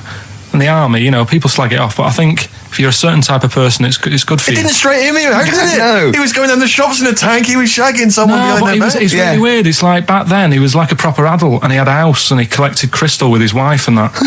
And now, he hasn't got any of that. Has he got the wife? No. Has he got the crystal? Don't think he has. And he I seriously haven't seen him for about 11 or 12 years. I haven't even spoken to him. Carl's stories always start off nice and funny, and then they just leave me empty and slightly depressed. I don't know whether to hug him or shoot him, put him out of his misery. Can we take Carl to the... phone in if you think I should take Carl to the vets and have him put down, because it's just too stressful. Carl's getting very excited, as we all are, about his new... Should we let him do a little taster for us? Well, I'm very excited about it. I mean, so the gist of it, what is it? What is it exactly? Right. Is it a game show or is it a competition? It's just, I just thought it's something that, you can play and also people at home can take part in it. Now, would they phone in about this or they can just play at home while they're listening? They can just play at home. Okay. You mean we haven't got any prizes? No, there isn't. No, I think we could get him to phone in. Maybe. Well, I don't know. Let's hear the game idea first. Yeah. Right, it's music related. Okay, good. And what I do is I sort of tell a little story. Okay. And that story makes up a song title. All right. Well, it sounds ambitious. So, is it a cryptic clue? Could be. Say like this, right? Oh, dearie me. Oh, dearie me. Say like this. Right. This woman, right, she's pregnant. You know the answer to this one, so don't be saying anything. This is just aimed at Steve. Okay. Right. This woman has a baby. Yeah. She's pregnant, has a baby, and the doctor's there in the hospital, going, "Oh yeah, you've got a lovely little baby." Oh, you told me that this is. Oh, this guy. Got a lovely little baby. It's just coming out now. You'll be able to see it in a minute, and it's like covered in gunk and stuff. Yeah. And he's going, "Yeah, it's nearly here. It's coming out. I see its little head and that." And he gets hold of it and it's full of all this gunk, right? The baby's full of gunk? Yeah, like the... Covered in gunk or full of gunk? Covered in it. Right.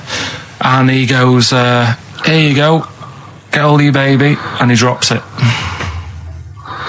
Right. What song's that? There's so much irrelevance there, Steve. I can't tell you. It's not a cryptic clue. It's not a cryptic clue. Because only... the gist of it is relevant. That isn't the best one. That's just... Right, I mean, there's things there that you were dwelling on and thinking of puns. Don't. Just go for gut instinct. What was it? What was that? Right, I just need to try and get the basics of this. There's a woman, she's pregnant, she has a baby. Yeah. The baby's covered in gunk. Yeah. Right. And because of the gunk, the doctor drops the baby. Yeah. And that's all I need to know. Yeah, that is all you need to know, yeah. The pregnancy's largely irrelevant. Okay, what are the key elements? It's the birth and the doctor dropping it that are irrelevant. The relevant birth thing. and the dropping of the baby. Yeah.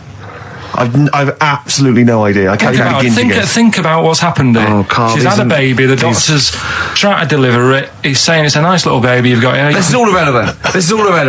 Right, let me tell you this. So just to be fair to Steve, so he can get into your mind, right? This is not a traditional cryptic clue, logical problem or anything. This is Carl, what song am I thinking of, right? That is Underworld, Born Slippy.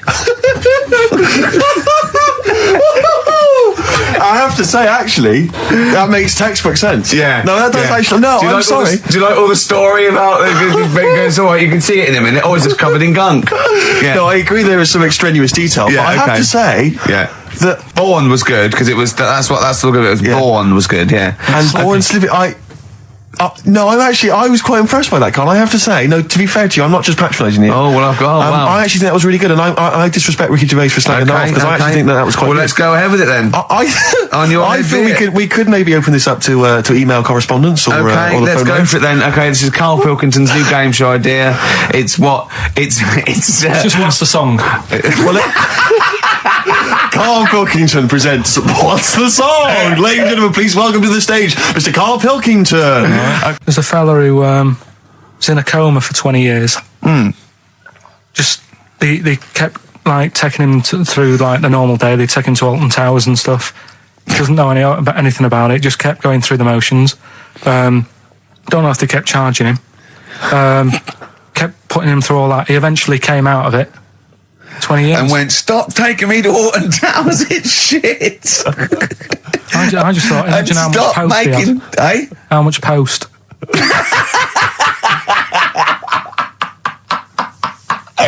Oh, Did you read about that guy in the paper, Carl? He, sorry, on the internet. He in about, I think it was about 1984, 85, he had a terrible car accident. But this must be it. He went into a coma. This must be what he's talking about. Well, they didn't take him to Alton Towers. Of course they didn't. But you've got to try and decipher the truth from the conjecture, from the thing that I mean, don't forget, Carl realises that he's had a dream. He talks to Suzanne and goes, that was good, wasn't it, last night we were in the plane? She goes, no, that's a dream. He goes, oh yeah, where's my cornflakes? You got to, you know what I mean? I can now decipher what he's actually seen, what he's read. Well, go on, what did you... Well, I'm assuming it's the same guy. It is the same guy. It was a guy in some small American town, and he'd had a car crash, and he'd gone into a coma, and his wife had left him. She'd gone on with her life, because he'd been in a coma since then, and he had just woken up recently. Marriage wasn't working. Marriage wasn't working. He just wasn't paying enough attention. He actually she was pregnant at the time, and so now his daughter is basically the same age as he was when he went into the coma, and he's just started coming around. He's just started making jokes. They said, how do you feel? He said horny, which I thought was quite witty for a man who'd been in a coma for however many years. But anyway, yeah, so he's slowly trying to rebuild what life he can. That's what do you make of that, though? Because the thing is that he's missed. Imagine what he's missed, Carl. Imagine the music that he's missed. The Live TV Aid. programs, Missed the Live news. Aid. Live Aid. He missed Phil Collins playing in 2 continents in one day. Which, frankly, I'd be devastated if I discovered that. Missed Bros. Yeah. Yeah, so he doesn't. So he put on ripped jeans and they go passe. They just have to send him a series of those I Love 1986 Exactly. programs with Kate Thornton filling him in on what he's missed. Exactly. Peter Kay reminding him of space operas. Yeah, he remembers those. Talking rubbish. Yeah. So extraordinary, though, isn't it, Carl? To think. No, obviously. So had he aged much? Because he hadn't had any problems or anything. No worries. Well, he probably wouldn't have, physiologically, he probably wouldn't have the wear and tear of a 43-year-old man. Because he wouldn't have had sun, he wouldn't have had sort of nicotine, beer. Unless they were just feeding that to him. Anyway, still. Yeah. Yeah. So you feel groggy, though, wouldn't you?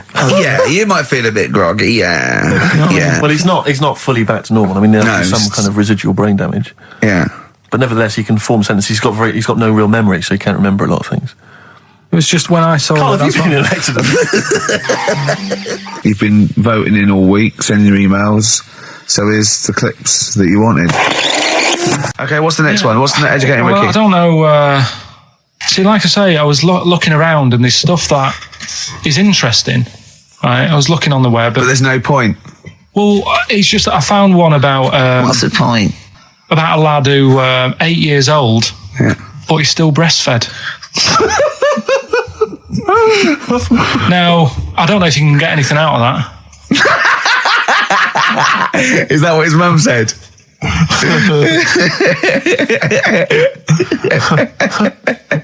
So, what do you mean? I don't know if I can get anything out of that. You don't need to. No, it's just that.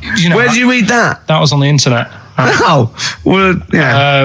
You're always unspecific when you mention it. It's just it was on the internet. Well, I'm trying to think what I put in. I think I put in Y to see if I'd confuse the computer.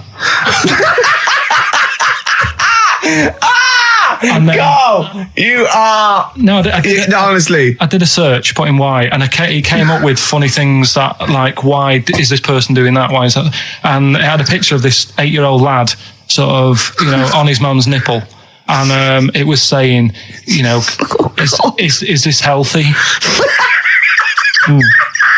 You sure that wasn't asking you that question? What? I put in why? Just to confuse the computer. Like, the computer go, what do you mean? Yeah. Stop it. Yeah. Oh, look, Last week, I was walking home with him, and I went, he was saying something stupid, and I went, I've got a competition for next week. Let's do a phone-in, and it's called Karl Pilkington, Genius or Fool. Yeah. Right? And he went, No. I went, why not? He went, well, it'd be confusing because they say there's no difference between genius and being a fool. We do that, don't we? No, but it's rubbish. And people say there's a fine line between madness and genius. And, it's a ridiculous soundbite. They don't say there's a fine line between a genius and an idiot. Well, the people who do are idiots. Yeah. So what would you do there, though, just to sort of wrap that little thing up? What would you do? That lad loves his mum's milk. What are you asking me to come up with? No, I'm just... A title for the story? No. It's just what would you do? Right? What do you mean, what would I do? Well, it's causing a bit of a problem in the area, right? What area? In America, I think it was. Oh, America are a problem, are they? George Bush is worried about this kid who's breastfeeding at 8. Imagine it like this, right? Right. No, so Carl, what are you asking me? About this spurious story you saw on the internet? I saw on the internet, there's an 8-year-old lad, he likes his mum's milk, and it's saying, is this right? Should it No, it's not. on? But what do you want Ricky to do about it? It's not his responsibility. Yeah. No, but the little town that he lives in, they're all causing an uproar, right? Going, this isn't right. I can't let my kid play out in case he's in the garden with his mum getting a bit hungry, right? So, what should they do? Because his mum's saying, well, he likes it. Yeah. And he, what do you do? I don't know the laws. No, but I'm not asking you to sort out the laws. I'm just saying, if you lived in that neighbourhood, what would you say? If you went up to him and said, look, everyone's getting a bit fed up with this, look. I'd say, what would I do? What do you mean, what would I do? what are you asking me? Right, it doesn't matter. No. What are you asking me? What are you asking me and Steve and the public? I'm just saying, say if you live next door to this woman. Yeah. Right? The kid's hungry, 8 years old. He's out playing on his bike and he goes, Mum, I'm getting a bit peckish. And he goes, all right, son. She whops one out. And he starts having his milk, right? You live next door, you're putting your washing out and you see this going on. You're getting a bit sick of it because it's gone on for months. 8 years, I assume. Why is it your business?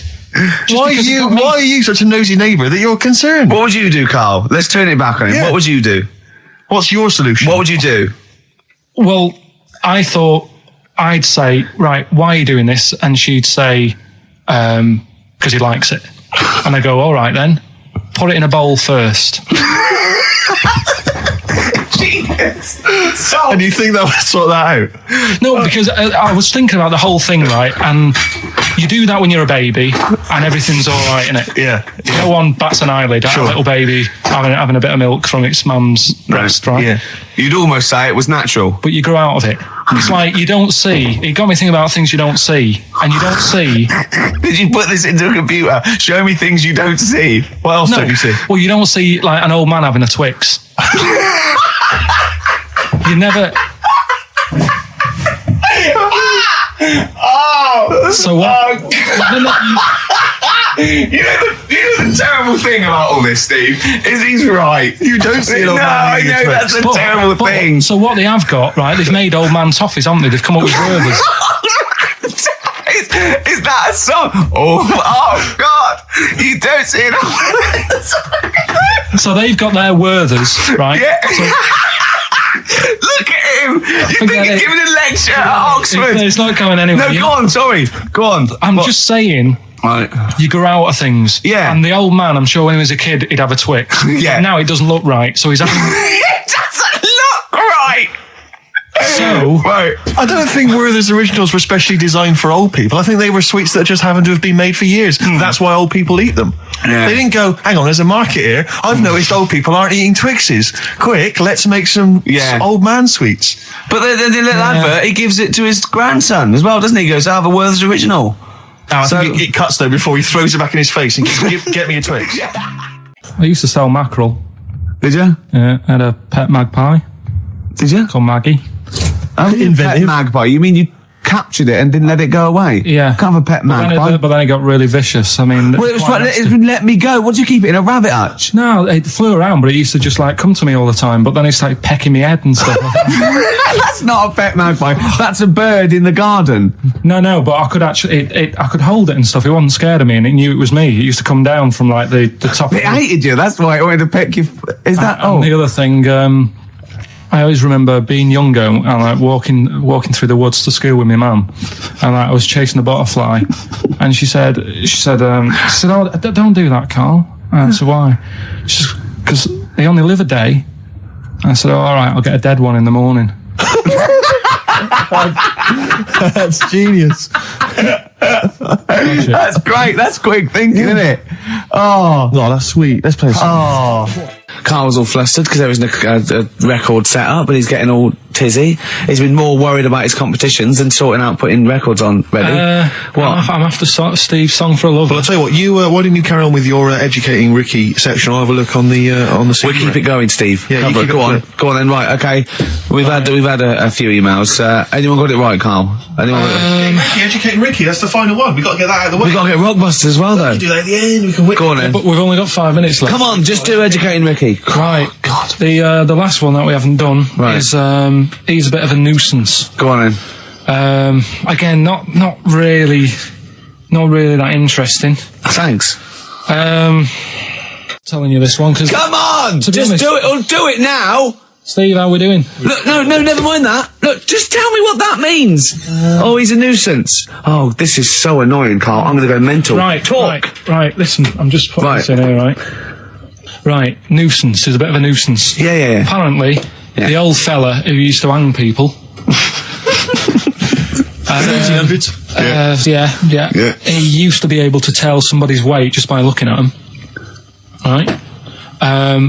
That's a bit of a bonus fact. We'll be the judge of that. The thing that I wanted to tell you is money for old rope. Do you know what I'm saying? I can't even be bothered. Yes, you're going to tell me now. Come on, Carl. Right, I mean it. Basically, money for old rope came from right. What was all that about? You can tell someone's weight. What was The all that bonus for? fact. And blind blessed shitting himself. What are you? What? Look, no, tell me that now. You nearly made me swear then. I'm getting really annoyed. I'm getting really annoyed now. Tell me this back, Carl, or I'm going to go mental. Come on, Carl. Time's running out. More that people years ago, when people used to be hung, right? Right. If you didn't like the person who's been hung, you'd go, God, I really don't like him, and so you never forget the Because time. even if they're being hung, we take that as read. Yeah. Well, so they never forget afterwards to get the hangman to get the rope and to cut it up into little pieces, and he'd sell them. He'd sell the little pieces of rope to people. See, Carl, that's the most interesting thing, if it's true, that you've come up with. Right. Okay. And so so they sell the rope. They sell the rope, and it's money for old rope. Money for old rope. Meaning, like, God, it's easy to make money. That all they have to do is cut it up and sell it. I'm cynical. I'm not so convinced Listen, now. we're really tight. We haven't even got time for a last track. We've got an ad break, and we've got to give out. Okay, give the answers then. This is ridiculous. All right, this is Carl, the producer. of Ricky Gervais and Stephen Merchant on XFM 104.9. We're playing out some of the best bits. Hope you're enjoying it. Here's another one. I've got that feature Educating Ricky, which is a bit of a play on words as well. Right. Do you know the film, Steve? Educating Rita. Yeah. I see what you've done. Go on. I'm doing that, and I teach Ricky stuff. What do you teach me, Carl?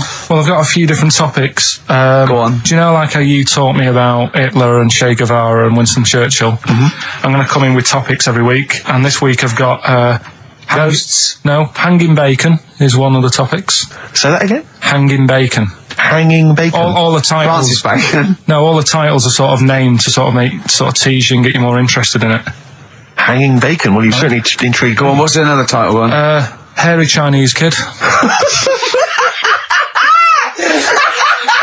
I'd go for that one. If there was a university degree with that title. Yeah, no, I'm going to go for hairy Chinese kid, And I think. the final one, Alien gives man a beard. Right. Alien gives man a beard. I am going to burst. Right, listen, Carl, you've got to tell me. Right, first, let's do it in reverse order. We're not going to do it now anyway. What do you mean? We've got to do it now. This is the first interesting thing you've said in an hour. Okay, the listeners have just been subjected to rubbish and mistakes and everything for the last 6 months. Please, we've got to do Alien gives man a beard. What is that? Tell us that. Right. Sorry, this is just you telling me something, is it? This feature is you telling me something. I'm teaching you something. Educating Ricky. Right? So are we playing it now? We're already into this feature. Well into this feature, are we? Yeah, I suppose we are, yeah. Should there not be a jingle or something? Yeah, can we have a There's jingle? no point, because look, I come up with ideas and you dismiss them straight away, so I'm not wasting my time making stuff. Right. If you don't like well, okay, let's play Educating Ricky. Right. Brilliant. Go. Right. So- Ding-a-ling-a-ling-a-ling-a-ling. Educating Ricky. Right, what are we going for then? Hanging the bacon, hairy Chinese kid, Alien gives man a beard. I think Alien gives man a beard. I'd like to do that. Right, there's this fellow, I think it happened in America, and he saw a bright light in the sky. And God, if you're bored. he stood there. This is a true story, is it? Yeah. He stood there. Yes, of course it isn't, Steve. And he saw this bright light, and it came closer and closer, and it was a UFO, right? Yep. And he looked at it, and it disappeared, right? And he gets back in his car. He looks in the mirror. And he looks in the mirror. Yep. He's only got a beard. He hasn't. You sure it wasn't someone else who got in the car and he was still standing out there? Right? What? And it turned out, he got home and said to his wife or his girlfriend, it's a bit weird. So I just got out of the car to look at a bright light, and I got back in the car and I grew a beard, and she said, never mind your beard, where have you been for 3 days? And what had happened is... He passed out because he was pissed. No. The UFO had taken him for 3 days. Yeah. But he'd only thought that he'd only looked at it and it went away. Yeah. But what had happened is he took him and he grew a beard because he hasn't had a shave. Right, okay. I mean, was Will Smith or Tommy Lee Jones anything to do with this at all? Did you see this on a video maybe and thought it was an educational film? No, it's from a book that some kind person sent in to me. Here. Can I just ask again, just again, I'm just throwing this right back at you. Do you think there's any other possible answer here? Right? A man is absent for 3 days from home. He's grown a beard. The time that it could take to grow a beard, lest we forget. What if he hadn't actually seen a bright light in the sky? What if he was lying? What if he was lying? He'd got knocked unconscious. He'd had a car crash. Just lying. No, just lying. Or he was just lying. Yeah, he'd been on a bender, getting pissed for 3 days. And that with was his his excuse to his wife. And they went, Dennis, what are you going to tell your wife? Well, wait a minute. Wait a minute. You're not going to believe I was out with you, lads. Just say you're only away for a minute. No, I wasn't away from it because of the beard. Oh, yeah, look, it looks like you've been out for 3 days. Well, we have. That's exactly right. Okay, we've got to cover that then. Alien abduction. Great one. Okay, let's try that. Do you see? That's a little scenario there that could have been played. So, when you say educating Ricky, what have I learnt from this? Never listen to you again. That's all I've learnt so far. Never listen to you. Yeah, we'll add a little bit more in here, right? Well, no, what do you mean add a little bit more? We'll add a bit more to this what I'm educating you about. Go on. Right? There's only a law in America that says if you touch a UFO, you're going to get done. Now, why would they make a rule I don't know that. Do you know, like, all their rules have a code? Carl, I genuinely do not know what you're talking about. Right. Do you know, like, how here they might have... Do you know? I have no idea. Right. Okay. Do you know, like, over here? I'm listening to Capital and these headphones. I got Foxy on yesterday. Right, let's bin that. No way, it's great. No, I want to hear about Airy Chinese Kid. Let's play a tune. Okay, play a tune. Come back with Chinese Kid, definitely. Some doors. Yeah, I just thought I'd go back, take it back to the 60s. This is a tune that a friend of mine sent If me. you touch UFO, you get done. Soul Kitchen from the Doors. Shambles today, this. Well, we talked about it before. Do you know the little mouse that had an ear on its back? Yeah, Sure. Right. Well, you thought he had a bad time, right? Listen to this one. Mouse walking about with us sort of wearing a monkey's testicle. They're just having a laugh. This is what I mean about a lot of scientists. What are they doing? When's that going to come in handy? I don't know what you mean. Well, they were seeing if, say if a fella loses one, right? Yeah. Hitler or whatever. And they go, well, don't worry about it. We can sort you out. I don't know what the monkey's going to do. I don't know if they keep passing them on or whatever. But the actual monkey testicle was put on the mouse, and it worked. It worked for the mouse. But isn't it? I mean, isn't a monkey's testicle quite large in relation to a mouse? Would it not look like the mouse was on a space hopper or something? Oh yeah, it didn't look good. Well, they didn't put it where its testicles would be. No, they did. Like, well, how could it walk then? The ear was on his back, so he could just get about. Well, I don't know. But you don't know, do you? You just guessed. Did they grow the monkey's testicles where the mouse testicles it looked would... stupid anywhere else, though, wouldn't it? Oh, whereas a mouse with monkey testicles, that's fine. You'd be showing off. You'd be all right. I prefer that than the ear. When that mouse gets put back in with the other mice, do the other mice go, George, you look different. Have you had anything done? But the weird thing is, as well, apparently it still works as a monkey. What? So, like, what are you talking about? Like the sperm and that was it was still sort of monkey. Well, of course sperm. it was. What are you talking about? Well, that's weird. But what, Carl? What? But what? It's only a thing to give it nutrients. That's all the thing they're testing. It's like grafting at that level. Right. What's your question? Because I'm right. What do you think? It would change eventually. It would have changed into a mouse testicle because it had been hanging round a mouse for so long. No, I thought the actual sperm of it though would be a mouse's. Why? Because it's hanging off a mouse. No, but your sperm is actually created in the testicles. So that's why it has to be outside your body. Otherwise, we put them in a nice little cage. But I'm guessing then that they've done this operation so that they can do it to humans. Yeah. Why would I want a monkey testicle if my kids are going to be monkeys? What use is it? No, think. That's no. That's going to happen anyway, Carl. No, yeah, but think. Think of what you're saying. They've grown a monkey testicle on a mouse to see if it would still function as a monkey's testicle, okay? So they can do that to humans. So think, Carl. What they'd do is, they'd grow a human testicle on a mouse, and it could still be used as a human testicle. So what? To give you a testicle that you've lost. From a mouse? No, from another person who it was kept alive on a mouse. Because it's kept the nutrients alive, as opposed to keeping it a deep freeze. Maybe bollocks go off after a week. I don't know.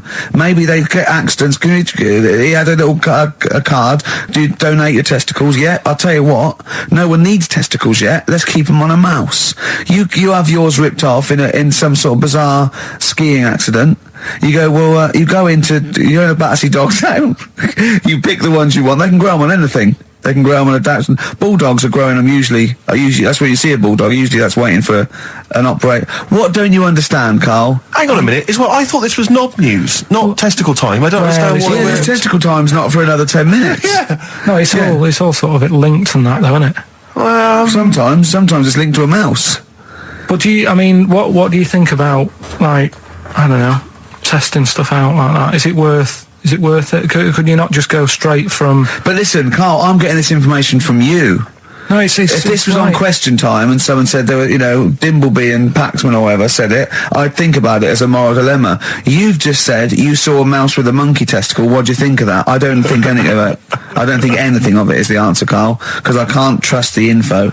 I cannot trust anything that comes out of your mouth. Well, it's true, but it's just all this. It's the same thing, and it's the leeches in a blender.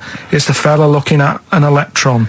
Yeah. It's the mouse with an ear on its back. Yeah. I don't know what the point is. But you don't read on. Because I've seen you read something and you're going, look at that. Man survives on eating knee. And I go, what else? You go, I didn't read on. I didn't read on. You look at the mouse with the ear on the back, and you just think, that must be murder at a concert. You don't think. You don't think. No, anything I else. just You don't think, read on. is it worth sort of wasting all You think he swallowed someone's ear? He gnawed it away and swallowed it, and it's just in his system. Yeah. No, I just get a bit sad about the mice and that. I agree. I mean, that is sad, yeah. Of course, anything like that. Travis on XFM 104.9 on Ricky Gervais with me, Steve Merchant and Karl Pilkington. We're doing Educating Ricky. Right, final one. Come on, Karl. Right, what was it? It was, why don't they just get a diary or some paper or something to write on? Yeah. Because snappy. I couldn't think of a heading for it. It's basically, Go on. people who have tattoos. I've never understood it, right? That they have something put on their arm. Right, sorry. Have we started the educate? Is this part of it? Are you educating me? This is something that will be useful in my life that I didn't know about. Yeah. Go on then. No, it's just like they've got a machine out, right, that does tattoos. You come up with a design you want, and you sort of this machine scans it, and you put your arm in this thing, and you press print or whatever, and then it does the tattoo on your hand or on your What, arm. like loads of little needles that follow a pattern? Yeah, The computer, basically, yeah. Is it a real tattoo? It's a proper. It's a proper one. The fella said, Well, as long as it goes out, it pierces the skin with a. I just wondered if it's one of those kind of, those kind of. No, it must be lots of little needles or a moving needle that can go Sorry, along but it. how is this cleaned? Like in between each person? don't know, probably, I don't know. Well, no, as long as it's only that. If it's one needle, it's just the head, isn't it? If it's one needle that moves, does it like loads of little? What are we gaining from a machine doing it? Just because they're not going to sort of mess it up. But hold on, how do you keep your arm still? Because your skin moves slightly. So the machine It's sort won't. of strapped to your arm. Right, And so it's spread- the so- fella said that the tricky thing was in all this, it was the fact that, nobody would let him test it out on anyone else, so he had to do it himself. But did it work? Because the thing is with a tattoo artist, they can see when your skin's moved and they can see what they've done and they keep wiping it and looking, whereas a machine's just got to trust itself. Yeah. So I think one needle could go wrong. If it was a lot of needles, that it just came down, 1,000 needles, that was an imprint. Yeah. But obviously I'm asking someone who hasn't delved any further than there's a machine that can give you a tattoo. That's all you've got at the moment, isn't it? Well, basically. That's all you've got? I mean, that's what I've got, because I'm not a fan of tattoos. I don't... But where did you read this again? This was... Internet? This was on the internet, yeah, it was, yeah. Okay. And I just don't understand why people do it. That's what got me attention. Because me... Sorry, what have I learned from this? That if you wanted to get one, you can get one done by a machine now. People say machines are sort of taking over and that, and there's another one. But it's just the fact. I mean, I don't know. So give us the snappy title of this education again. Why don't they just get a diary or some paper or something to write it on? That's what I always think when I see people with loads of tattoos. Like there's that fella who we were talking about the other week in Scotland who was covered 99% in tattoos. It's just like, what have you done that for? Yeah. Do you know what I mean? You can't get rid of it now. You've done it now. Yeah. Badly drawn boy on XFM 104.9. I'm Ricky Gervais with me, Steve Merchant and Karl Pilkington. I'll tell you what, the Sonys then. Oh, This Thursday at the Grosvenor House Hotel. Yeah. Everyone in Radio's Anyone has entered their show in different categories, saying, they get it down to. Winners this year included the brilliant Dominic Mohan, former showbiz editor of The Sun. Lots of people won. Lots of people won gold. Lots of people won silver. Lots of people won bronze. We didn't get a sausage. Nothing. This show was deemed not worthy of anything. I mean, not a look in. The panel looked at it and said, well, no, definitely not radio. Didn't get a vote. See, that annoys me on so many levels. Let me tell you. One, right? I've never complained about losing an award. Okay, ever. Yeah, mainly in TV. I know we've won a lot, but we've been beaten by Peter Kay. Good luck to him. He's brilliant. Beaten by Phoenix Nights, the sitcom. A lot of people like that more than the Oscars, vice versa. Right? No qualms. But the shoddy shite that I heard that night beating us, I was furious. I don't understand. There's people regional. It sounds like hospital radio, right? I mean, I shouldn't even be on XFM. I thought, you know, it's beneath me. Yeah. And I thought, well, I'll give them a hand, right? Let's show them. And I want to know who the panel was as well. I do not believe it. How can they I was looking back over some of the shows, right, before I go to Carl, and I've just done a little excerpt of, you know, a trailer of what we do, what we're about, and I don't know how the panel could overlook this. Play a bit, Carl, please. Shaking her muff, minge and tits around does not make her a hoe, then what does? These kids at school with big heads. Carl, what are you talking about? Shut! Oh, my name is Holy Fuck. Right, it's this monkey that was on a train station. Right. What if you mean cock to mean penis? It was my Down syndrome son. Oh, chimpanzee, that monkey news. So we've still got monkey news coming up. You're an idiot! You know what I mean? That's, to me, quality broadcasting. I don't know how they can say that isn't worthy. That's what we sent in to the Sony people. They listened to that. How they didn't think that was dynamite stuff. It doesn't make sense. You know, I've been thinking about this since Thursday because I've been a little bit down in the dumps. Yeah. What I think it is that with the TV show, the TV stuff we've done, we put a lot of work into that. Yeah. We get the script, we got the script, we spend a lot of time on it. What this show is about, it's very much about spontaneity, it's about our personalities, and I don't think we're ever going to win an award for our personalities. I think that's where we're going wrong. Do you know what I think? I think that when we're together, with the auteurs of The Office and, you know, and we're strong on it, and we're just two where we write it, we direct it, you know, we cast it, we even worry about the font and stuff on the, you know, we do everything. There's a weak link in our midst, I think. On the radio show? Yeah. Right, I'm just trying to think what the common factor is, because on the award-winning TV show, Split You and I... Yeah, I don't know. Well, I'll tell you what, can we play a record and let me think about this, because there must be something... There's got to be a factor. ...that isn't in The Office that's in this, that means that The Office is award-winning, and this is a pile of shite. Brown Sugar by the Rolling Stones on XFM 104.9. I'm Ricky Gervais with me, Stephen Merchant, and with us, Karl Pilkington, the third member of this team. Team. Me and you do The Office, award-winning. Yeah, and us three do this show. No awards. Nothing. Karl, what are your thoughts? What do you think's wrong with the show? Why do you think the panel listened to our show and said that is awful, it's not actually a radio show? Well, can I just point out, many people may not realise that last year we won a bronze, so we've actually gone down. We've actually slid off the list entirely. I know, but I mean but Carl wasn't really as involved last year. Well, I remember last year it was very much you and I. I mean, we just started out on it. Yeah, so I mean, so you can't really compare. Hold on, though. Well, interesting. What do you think, Carl? What do you think the reason is? Carl? Any thoughts? I see what you're getting at, right? But you're not stupid. But when I put the compilation together, I made sure that it was mainly you two. So don't be doing that. Don't be playing that game. So you put the compilation together? Yeah. Right, again. Ah, right, interesting. Because we weren't involved with that. We usually do The Office, edit The Office and everything. We have the final cut on The Office. So you... Oh, I see. So you... Oh, right, no. So you're the producer. You had your fingers all over it. Interesting. Oh, that's interesting. So, so the tape was the smoking gun, and whose fingerprints were on it? Karl Pilkington's. Yeah. That's interesting. We didn't get a sausage. But, you know, do you know what? Seriously, though, you know... Well, I don't mean seriously, it is his fault. I know, but I mean, it's our fault as well, because we should have known better, right? Than to employ him, yeah. But, I actually think it's a slap in the face. I want to know who the panel was. A lot of Sony are thinking, just handing it out to the same old people. You know what I mean? Every clip they played was a funny phone call. Do you know what I mean? And so Did we send any of our funny phone calls in? So if anyone cares, I think we should knock this on the head as a protest against Sony. And that's how I've never complained before about legal, but I mean this one, don't know what they're thinking. I want someone on the panel. It was entertainment. I want someone on the panel to phone up and say why they think this show is rubbish. Well, I'll apologise. Well, not apologise if they stand by. If they tell me why, you know, because you know, listening to that clip there, I can't see anything wrong with that as sort of, you know, daytime radio.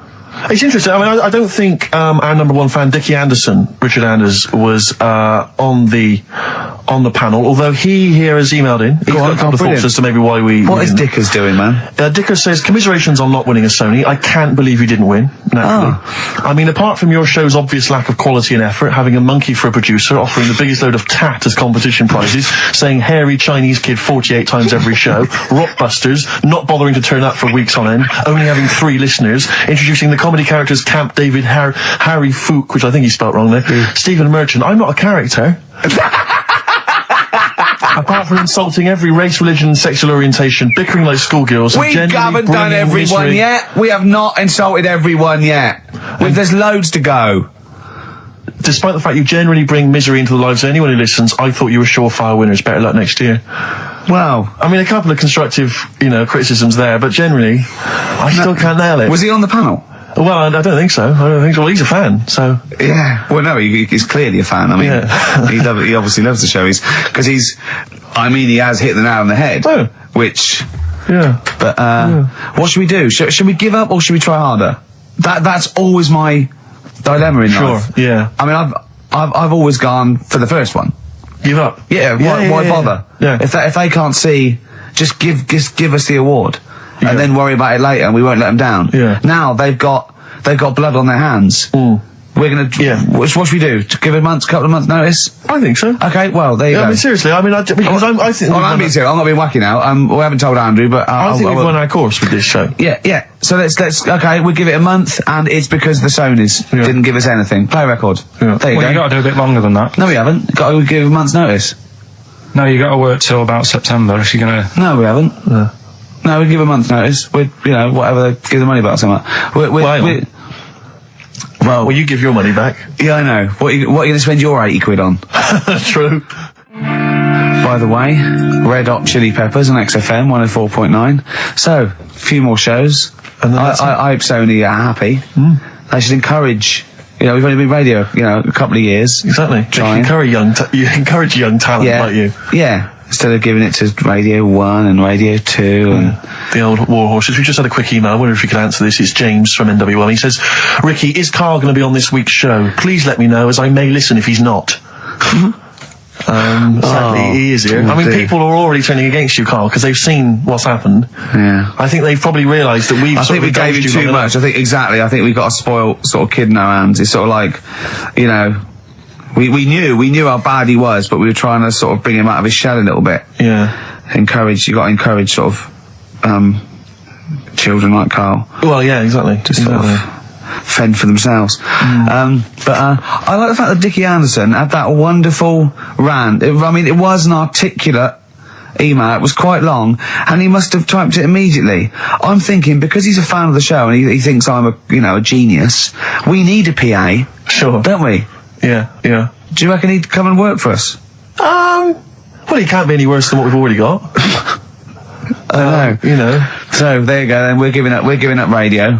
We're going to concentrate on television. Carl's going to probably go back to what just doing your sound. The thing I won a silver for at the Sonys. Funny that, isn't it? Oh, you won a silver, did you? I got a silver, yeah. Oh, yeah. What was that for? Doing the proper job that I do here in the week. Oh, no, there's 2 of you for a start. Yeah. Well, there's 3 of us. Can't even get a bronze. Now, who's the weak link? Right? Well, bit weird, isn't it? Let's not argue. We haven't got many shows to do. To be fair though, this show is I think it's more to do with the fact that you talk on this show that has brought us down. Right, I haven't said anything hardly today. No, well, this is an award-winning show potentially. We'll add this one in for next year. If you could just keep stum, we might have a chance. All right. Well, coming up, right? Carl. Let's put it behind us. Okay. Let's draw a line under it.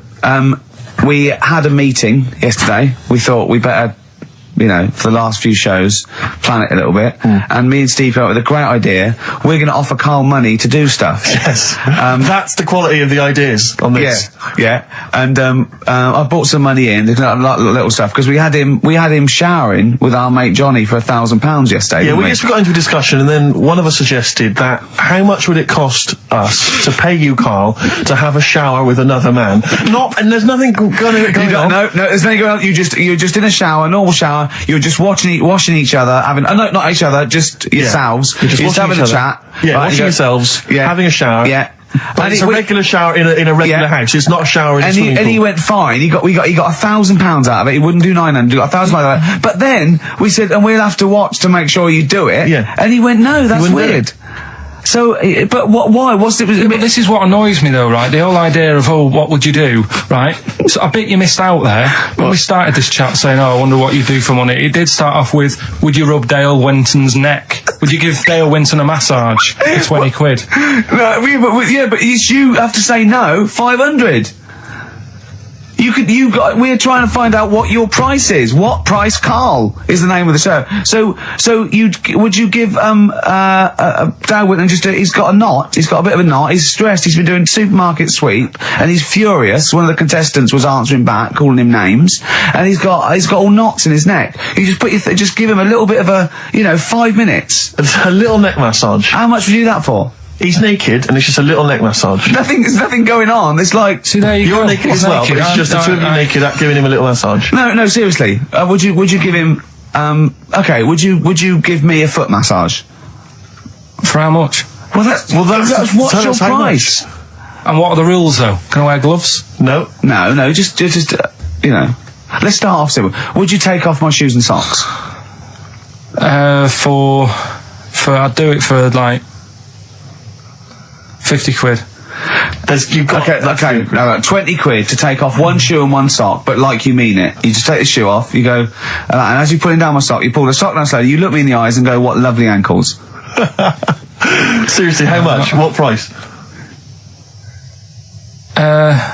20 quid a foot. 20 quid a foot. That's got to be worth it. So 20 quid, you will take off my, we'll put on some soft music, right? I don't need it today. That's what I was saying to you yesterday. You always do you know what I mean? No, you don't. At the moment, I'm quite happy. Give it to a homeless person. Give it to a charity. We'll get him in here. Well, are you still going to shower with Johnny for £1,000? Not now, because you said, and me and Steve are just going to stand in the corner and watch. Well, we've got to make sure you do it. You might go in there and just wet your hair and come out, pay Johnny 500 quid and go, yeah, we had a shower. How will we know? Sorry, I'm quite interested about the shoe and sock. I'm back to the shower. You just have to wash yourselves. We have to inspect that it's really clean because we want you to wash certain parts really. Right. Well, why have you both got to be in there then? Well, no, just one of us. Can we just take? Yeah. Or can Steve film it? as evidence, just as evidence. Or I'll tell you what, we'll leave the TV camera in there. Neither of us to be in there, then we can just watch the video. Yeah. Are you a couple of benders? Are you a couple of benders? No. No. But can we discuss further the taking of the shoe and the sock? Because I think there's £20. I'm willing to pay £20 to see that. Pretty in Pink. Psychedelic Furs on XFM 104.9. I'm Ricky Gervais with Steve Merchant. And our little pet monkey, Karl Pilkington. It's Carl. So, 20 quid, tenner each, me and Steve will pay good money. Right, we'll see you all right. I reckon even Andrew Phillips, the head of XFM, would probably give you an extra 20 quid if this is entertaining as I think it will be to the listening public. Just undo my lace, and Steve were going, Carl's now just gently undoing the lace. Yeah. He's releasing the tongue of the shoe. Well, don't preempt anything. Okay. So come round then, Carl. He's gently pulling down the sock. Well, you just said you do it for £20. Oh, come on. You said you do it for £20. You said you'd do it. Oh, so you work me up like that, and then you just... Come and take my shoe and socks off, and put it down, and pull the sock down slowly, and go, what lovely ankles. No, because we had that chat yesterday about Come on, this, Carl, right? you just said you'd do it. Yeah, but I don't really need... If it was more money, I might do it. Oh, that is typical. Okay, firstly, we had a little wage at the Sonys, and you owe me £10. So count my £10 as part of that. Exactly. So that's my £10. So you already owe me that anyway. So I'm demanding that instead of giving me the cash, you do this. Yeah, and I'll give you 10 quid just because I've got a bad back and I need someone to help me take my shoe and sock off because I think I'm getting that airplane thing where my feet are swollen up. Yeah. Yeah.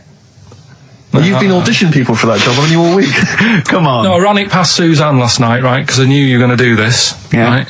And I said, would you be annoyed if, I know we need a new kitchen and that. Yeah. But can I leave it? And she said, it's up to you. You do what you want to We're do. not interested in what Suzanne thinks. Yeah, well, I don't Carl, wanna... you just said that you would do it for £20. We are offering you £20. Just take. I mean, I assume you'd take that off as a mate. If I twisted my ankle playing football and I hurt my back, I'll go take my shirt and sock off. And you go, yeah, no worries, mate. I assume you do that for a mate who's hurt his ankle. Yeah, but it's not the same, is it? Toya bound Wayne Sleep's foot when he was bouncing on his bed and hurt his ankle. She didn't expect money from it. She didn't want Sleep to pay out money.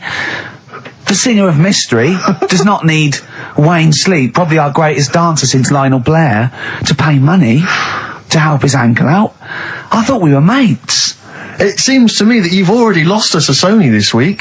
The very least you could do is bend down now. Take your shirt off. Let's move on. No, come on, Carl. Seriously, we've got to do this. Take the shirt and sock off. I'm not doing it. It's too... Carl! Why not? I'm so angry. Yeah, because you said you would. You've welched on the £1,000 showering with Johnny. Johnny doesn't even know about this, so Johnny's probably lost out on money. I suppose you'd split some up with him for having the shower with you to get you the money in the first place. So the problem is this, Carl. People now are listening, expecting to hear this. That's why we didn't win awards, because you'd never go through with it.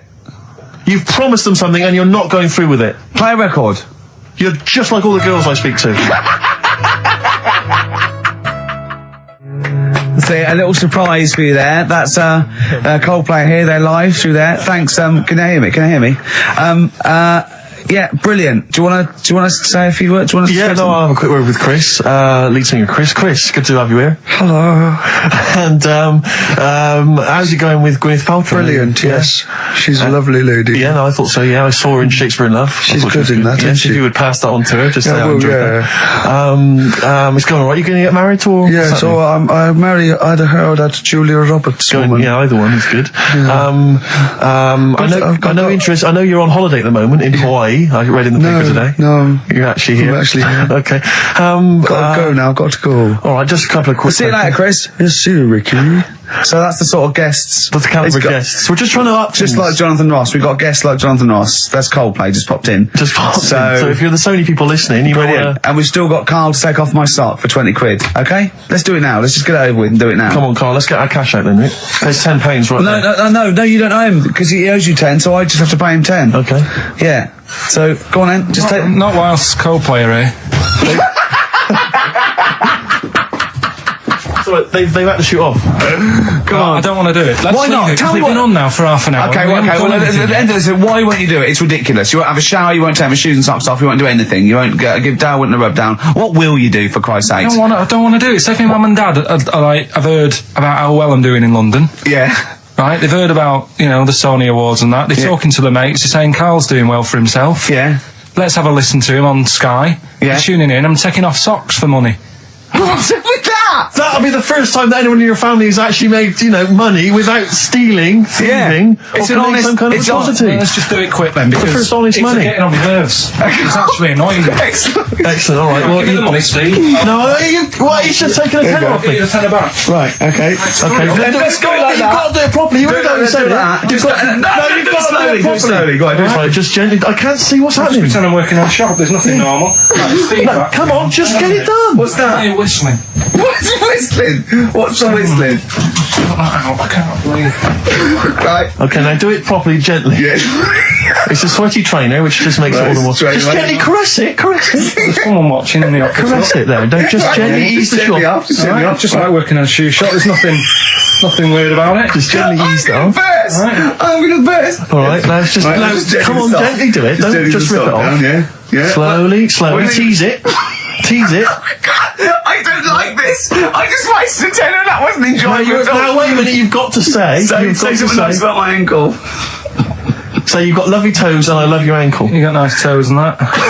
Say it I properly. don't like it anymore. Do it, and you've got to say, you've got to say for the tenor, otherwise you're taking it back. You've got to say what lovely ankles you've got, but in a sweet, seductive voice. Right. Oh. You got nice ankles. That is not how you would seduce a say woman. it like You would that. not seduce a woman like that, Carl. Oh, I don't. That's Suzanne. I don't. Imagine that. I don't know. I don't feel good about Leave it. it off because I want to see if we can get him to massage your toes. See, I don't know what's worse. I didn't like the feeling much. That wasn't very nice because it was all rough, and and he's a skinhead and he's playing on the feet. And then I thought, I've degraded him, so I don't know what I feel worse about. You can keep the tenner that you owe me if you massage his toes. No, I'm not doing that. No, we paid him. He's done it. Yeah, the shoes are back on. We're something else next week. Okay. If you'd like Carl to humiliate himself for money, email in. Well, Suzanne was surprised that I was like, last night I told her about it. And I said, why did you do that? I don't know what I feel now. That's not good. I don't know, that's not good, is it? And she just said, well, you don't like chucking money away and that. And it was funny because we got talking about when we bought our first flat in Manchester, right?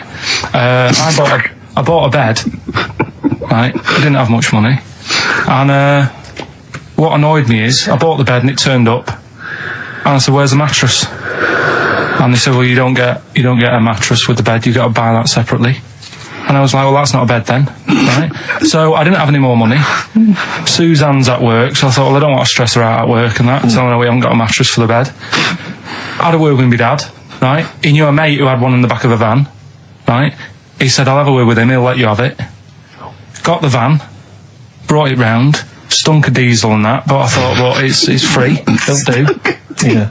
They brought it up, I stuck it in the spare room. Suzanne got home, she looked at the bed, she said, that looks alright. She where's the mattress? So it's in the next room, but I thought I won't tell her because she won't like the idea. She went in, the room stunk of like petrol fumes and that. She said, what's going on? I said, well, a mattress didn't come with the bed.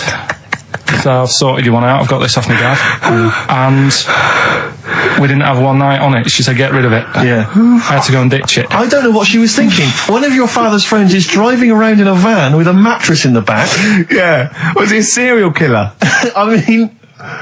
And she didn't want to sleep on it. Let's silence the lamb. What kind of a cheapskate is she? What kind of a woman is she? That she won't sleep on a mattress that has been in the back of a transit van. Yeah, covered in petrol, diesel, probably urine, and Christ knows what else. Oh. So, would you swap pants with Steve for 50 quid now?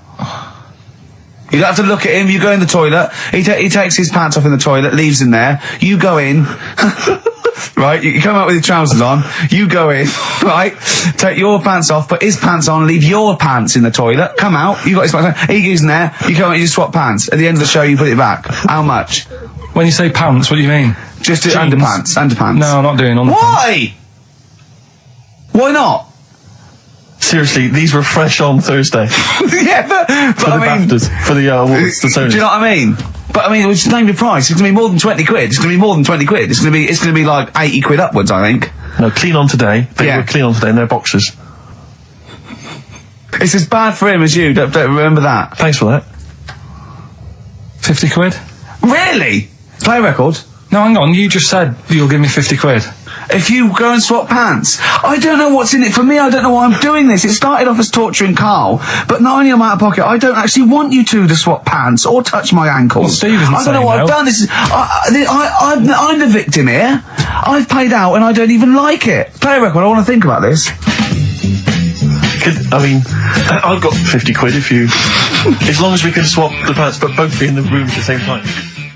Band of Gold by the artist who featured in a recent Rockbuster clue, which was, I think, the Jamaican fella needs an aspirin for his head, and it goes, of course, to free the pain. Brilliant. Rockbuster's coming up, isn't it, Carl? We start home now. Get it going. No, let's. I thought we weren't doing this anymore. I know. I don't know what happened. I don't know. I mean. Oh. But I mean, we're shooting off in a couple of weeks, so yeah. What difference does it make? Well, we might as well. Now you've mentioned it, it's a good time. Go on then. Right. 3 cryptic clues like the one you just heard there. First one. Cryptic. I like that. Is cryptic a word? First one. My younger brother spotted you the other day. Right. That's the cryptic clue. My younger brother spotted you the other day. The initials JS. JS for the band. Second one, that champagne belongs to the Boxers kid. The way he looks up, like it's Oscar Wilde. It's That champagne belongs to the boxer's kid. The initials are AM, and the third one, the vibrators, and the initial B. What? Right? The vibrators, and the initial is B. So the first one, the younger brother spotted you the other day. I know that one. That's ridiculous. JS. The phone's going. Second one, that champagne belongs to the boxer's kid, AM. And the third one, the vibrators, the initial B. So email in and you win. You can say the prizes later, can't you? Well, I'll tell you what, this is terrible. I mean, we didn't even say the prizes. We weren't going to do this. The phone's going. Look at the phones are going mental. All right, well, Carl, did you ever do paintings and drawings at school and then bring them home and your mum put them on the fridge? No, not really. I never brought them home. Or did you just screw them up and throw them in the bin? I just left them at school. Yeah. 'Cause I'd never had a bag. Alright? There on XFM 104.9. You see, Sick of it. no, wait. This is giving me an idea because I think what the best thing about this show is what happens when the records are playing. Because we sort of. That's an example. Inarticulate. Yeah? Didn't have anything planned. Well, I started my mouth moving, but I didn't have anything planned. Yeah. Like. Why was that? Why don't you have anything planned there? What? Why didn't you know what you were going to say then? Because. What were you doing when Radiohead was on? I made Carl a new uniform that he has to wear in the second hour. What did I do? You got tissue paper, Yeah. Toilet roll, yeah. ripped a bit off, Yeah. made a little tie for me, Yeah. and put some in my ears. Yeah, so we had earplugs and matching tie.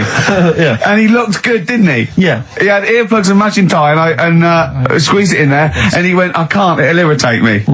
So I'm thinking of things all the time to make this more fun for me. Yes. And he's just like that. Can I? Sorry, a quick question. Just want to raise a little point. Go on. You say that you're spending most of your time thinking about how you can make this more entertaining for yourself. Yeah. Is it worth ever considering the listeners? Well, I think that if you're happy, they're happy. I'm not sure that's true. I've been monitoring a lot of the feedback on the email and stuff. Yeah. It doesn't appear to be the case. But that's because Carl won't go along with stuff. Sure. I mean, they could have seen on the webcam his little matching earplugs and tie that I made. I just did a cartoon that went for £350, right, on the website, right? So that's one now. Yeah, we're gonna do it. We're gonna make it really good. We're gonna give him lots of stuff and sign DVDs and everything. So that's great. 350 quid. Who was it? I think her name was Joanne. It's not definite yet because we haven't got the money off her. Wow, But, she's you got to trust them, haven't you? And so I think people would love to have had a matching. You know, I'd have signed it and everything. Little matching earplugs and necktie made out of toilet roll. Yeah. You know, and he don't want to wear it. But I had a great idea for a show, right? We filmed the behind the scenes, right, of each show. So, you know, you get a CD of what went out, but you see what happened behind the scenes, right? And it follows us through a week, right? And it's called X-Men 3. Ah, I see, because of XFM. Yeah. Right. And then we can film what Carl looks like when I'm squeezing his head, what he's like when we're trying to make him touch us, all that sort of stuff, when he's getting all stressed out in the day and we just pop up, like what he looks like, his little head, everything. And would this be broadcast on TV? Or? I think so. I think Choice, something like BBC Three. Yeah. Yeah. I mean, Again, it's not because I'm very much in the centre of the storm. I'm very much the eye of the storm. Yeah. And I know that I myself would not want to watch that.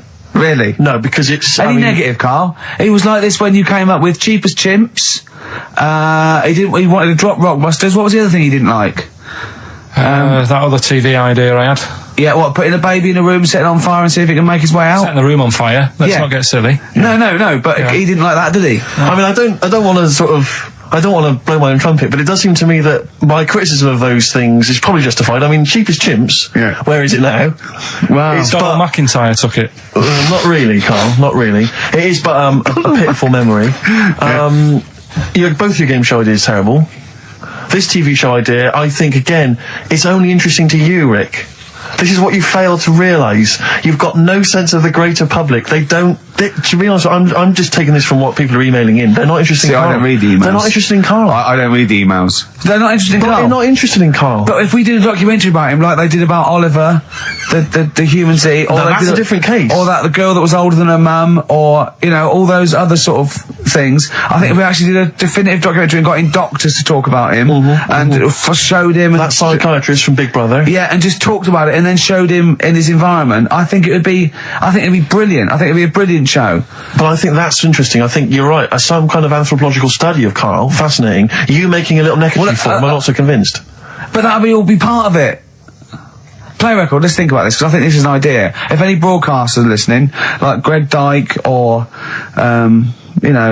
we'd even go to Channel 5 with this, I think, wouldn't we? Really? I mean, alternatively, if you'd like to incorporate Carl into some kind of Blue Peter appeal... Let's do something. Let's just get Carl... Look at his face. How could you not... See, a lot of people still don't know what you look like, Carl. Play a record.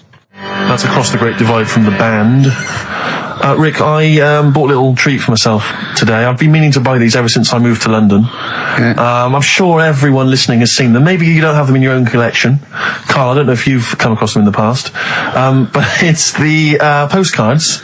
Now, most of you, if you're a tourist in London, you see the Postcards there. I think there's one with a punk, isn't there, with green hair? Yeah, from 1977. Yeah, I think there's one which is like probably... it's probably a grandfather now. Probably something like A View from London at Night, and it's just black. Oh yeah, that's a classic. I'm a fan of the baby covered in spaghetti. Yeah, that's brilliant. Brilliant. That happens a lot in London, in the old East End. There's a baby out. Where's the spaghetti? Yeah, brilliant. A wonderful memory of London. Yeah, But I was thinking to myself, how would I best want to remember London?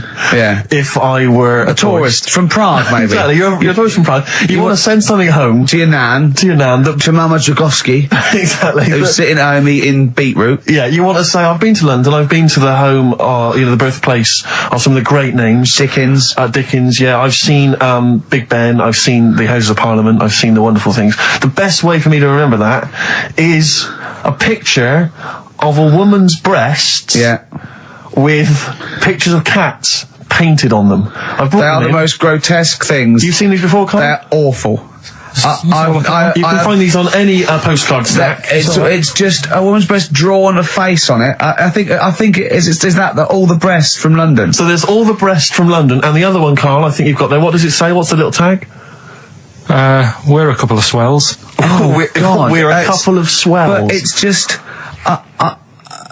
when was that? I mean, they've been around as long as I've been in London. I just don't know. I don't know who took them. Maybe the woman. I should just point this out, incidentally, if you've not seen them, don't think that it's a topless woman. It's just a disembodied breast. Yeah. Or in the case of a couple of swells, two breasts. I know. And it's just awful. Looks like a snapshot. But what worries me is that what happened was that she was probably the equivalent of Carl, and she had two mates, and they went, look, how much would it, if we take your breasts, how much do you do it, boy? 20 quid. Yeah. And they took a picture. Yeah. And, right. How much would it cost for us to paint some faces on them, and then take a picture? Yeah. Oh, that's awful. I always wondered to myself who that person is. Oh, probably came to London to get into modelling or something. I think if you pan further down, she's actually wearing a pair of your pants. I think if you pull out, she'd probably be unconscious with a needle hanging out of her arm. But I just imagine... See, now that would be a fair representation of London. Turin Breaks, Painkiller on XFM 104.9. A couple of emails, Rick, that I ought to notify you about. Holly has emailed in. She wants us to wish her good luck. She says that she's one of 15,000 women who will be walking 26 miles around London starting at midnight tonight in their bras to raise money for breast cancer research. Prostitutes? No, just regular ladies, I think. Oh, right. But I was at a loose end, so that's something for me to do for something.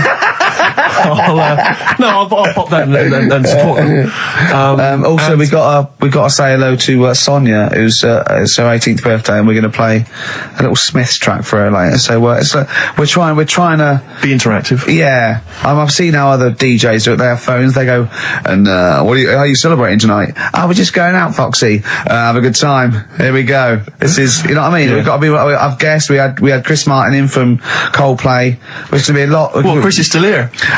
Hello. Chris, how did you come up with the ideas for your songs? Just make them up in my head with the guitar. And how old are you now?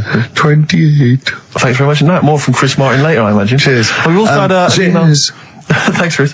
We've also had an email from Jim. It's as easy as that. We've had an email from Jim. He says, on the subject of the postcards, his brother once met the bloke who posed for the photo on those biros that when you tip them up, the black ink kind of sinks away, and it shows him nude. And he was apparently an aspiring model, and he got paid $75 for it in Hong Kong in the 70s. Carl, would you do that? Would you pose nude for a pen for $75? I mean, inflation, can't I? Let's double it every 10 years, say. So, yeah, so 150, 300. I'll give you 600 quid to post news for biros that we give away for XFM. An XFM biro, where your clothes sink away when you turn it upside down. And what sort of shape was this fella in? He's in pretty good shape, yeah, I think. 600 quid. Yeah. I'll make it back on selling the pens.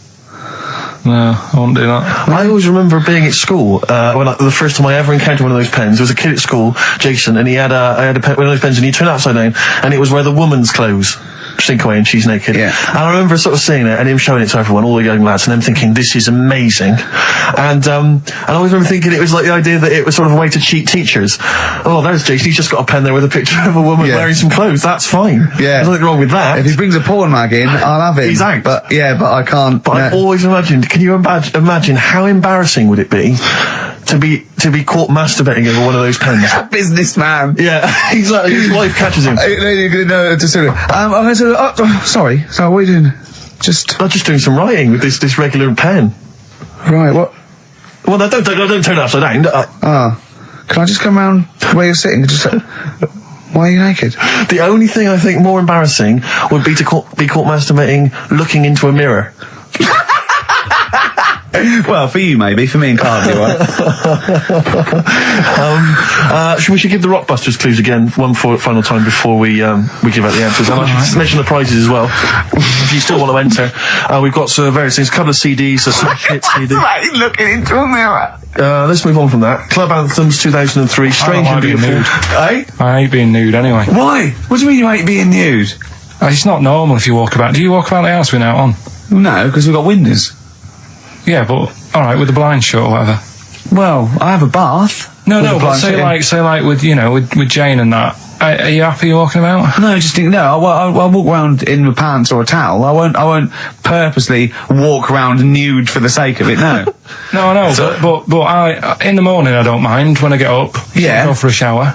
But I don't sort of flaunt it about. I just wondered if that's normal or. Well, no. What do you mean? Is it normal? If there's no one can see you, then no, like but your girlfriend's in and that. But what I mean is, it's like you can put a pair of pants on, can't you? Do you know all I'm saying is? Well, put Steve's on if you want. Yeah, 30 quid. What do you want to do? Do you want to put a pair of pants on now? No, it's just like you're asking me to do it for a pen. What would you do, right? What would you do, right, if you did that thing with Steve and you left your pants in there, and you went and you put his on, but it was sort of like it was damp. Right, so Rockbusters then, we'll get this out of the way, right? So the prizes, Carl, mentioned there's a number of CDs. We've also got Wild Weather, a fascinating, it looks like 2 VHS set about weather, about various weather conditions around the world. That must be selling like hotcakes. Sean Lloyd could be in that now. Yeah, indeed. And also signed by Norman. It's Fatboy Slim's Big Beach Boutique. That must have been troublesome for the station that has close ties with Norman to get hold of. But well done.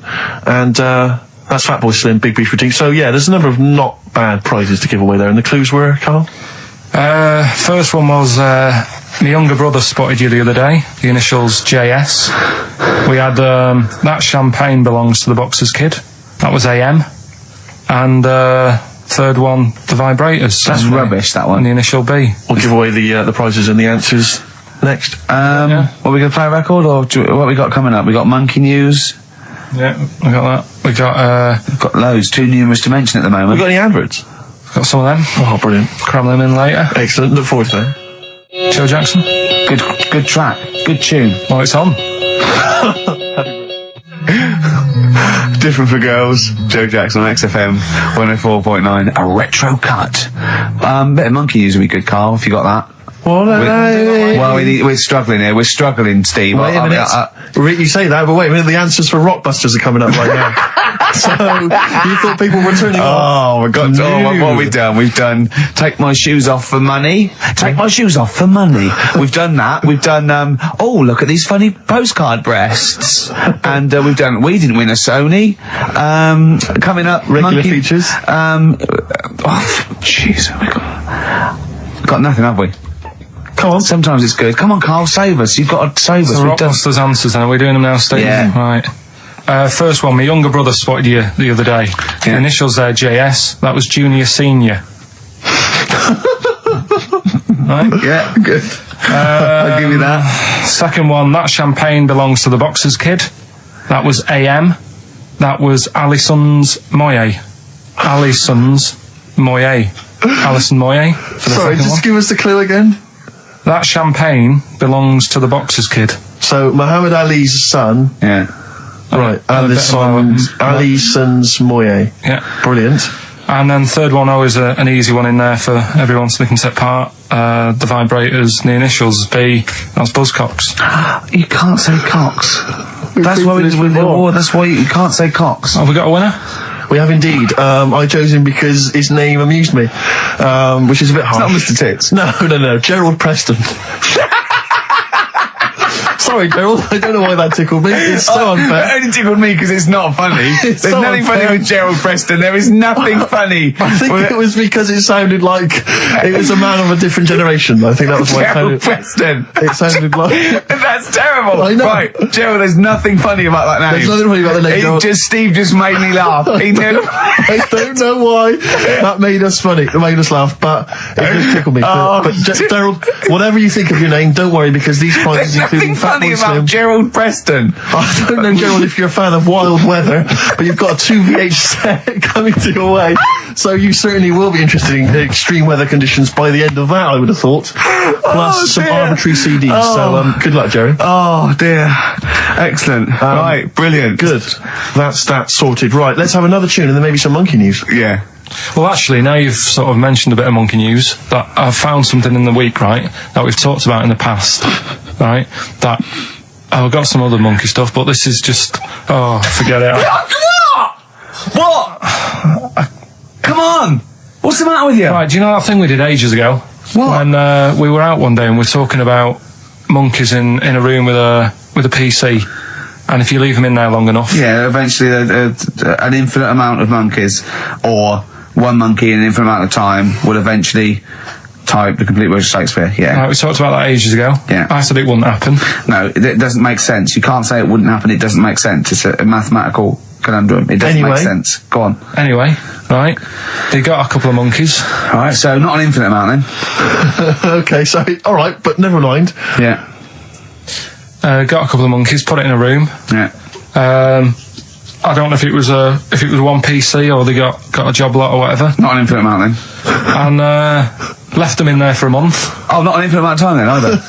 Okay. So 2 monkeys a month. Okay, go on. Yeah, I see the experiment's working so far. About 8 monkeys. Oh, 8 monkeys. Oh, let me just work that out as a fraction of infinity. It's infinity, 8 into infinity. Oh God, a month. And what happened then, Carl? Did they type the complete words of Shakespeare? I'm assuming they No, did. they only did a proportion of it. Okay, they just did Macbeth. What happened then, Carl? Please tell us. They didn't have anything. They didn't come up with anything. You're an idiot, Carl. You really are an idiot. Play a record. That's ridiculous. Well, what did you expect? What did you expect? Yeah, a bit of Keats. And page 3 of the Radio Times by one of them, the cleverest one. No, but what they did say is they didn't even write one word out. No, you don't. No, infinity or nothing. That's the point.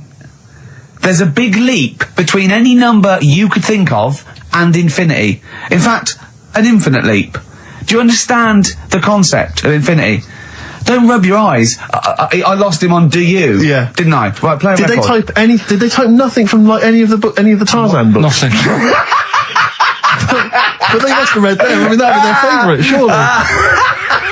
I'm stunned.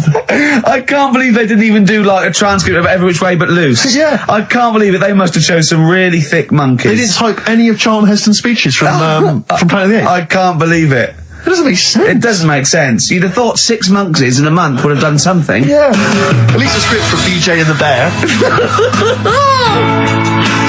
The irony being, of course, with BJ and the Bear, that it was a monkey, not a bear. Really? Stuck in a moment. You can't get out of it by you two. I know how they feel. Oh, just a quick thought. I just had a sudden thought. Just a little update on something we talked about ages ago on the show. You might remember I said once that if I ever met Dido, I thought I had a good chance with her. Because she looks like the sort of woman that would work in, say, a photocopying shop. Yeah. And she'd probably be quite charmed by me. Or a secretary that sort of like wrote a couple of songs. Exactly. And the boss said, entered her in something. Yeah. And it won. She did them at the Christmas party. Everyone clapped. Exactly, yeah. Well, anyway, just an update on that. So far, nothing's happened. You haven't met her. Nothing's going on. So okay. I'll keep you posted on that, Rick. I know you're interested. I imagine it's a foregone conclusion when you do, though. That's only the a matter beauty of of it. It's, you know, when I hear you met her, you don't need to say any more. Okay, well, I'll just say, I'll let you just know. wink and say, I met Dido last night, and I'll go, say no more. Exactly. You don't need... I'll just look a little bleary-eyed. Yeah. And probably still wearing the same clothes. From the mace. Yeah, exactly. Right. Anyway, I just thought I'd keep you abreast of that. Yeah. All the best from London, Carl. Come on, Carl, cheer up. You've had a good week. You have to do a month's notice? little bit of friction between Steve and Carl. I think they're, they're getting to each other, which is his underpants are pinching. Come on, Carl, cheer up.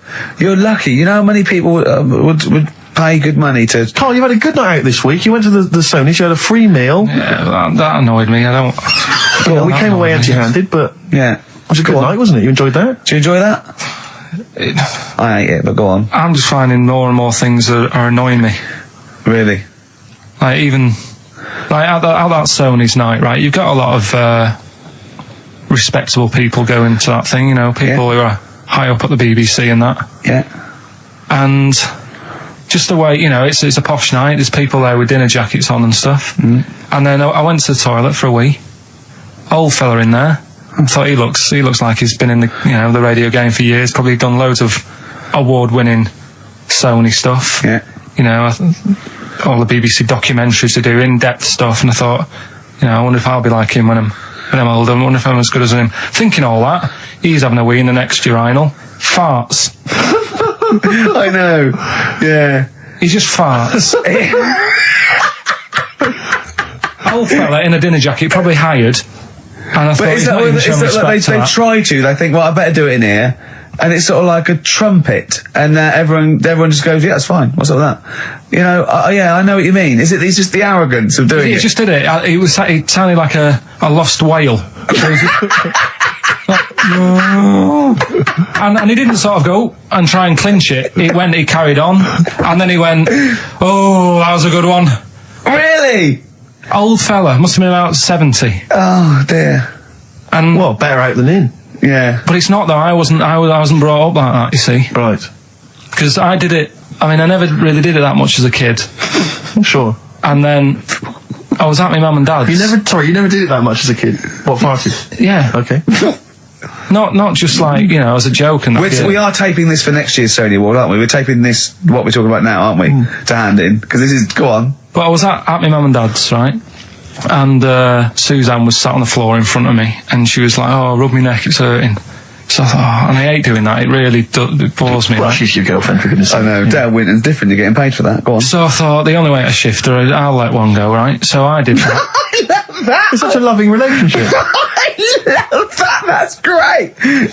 So it's like doing the washing up badly. Yeah. She won't ask me again, what have you done? I've smashed the cups up and I've written in excrement across the wall. Well, that's no good, isn't it? Well, I won't do it again then. Give me the marigolds, I'll do it. I've nailed the cat to the fridge, what's up with that? Yeah.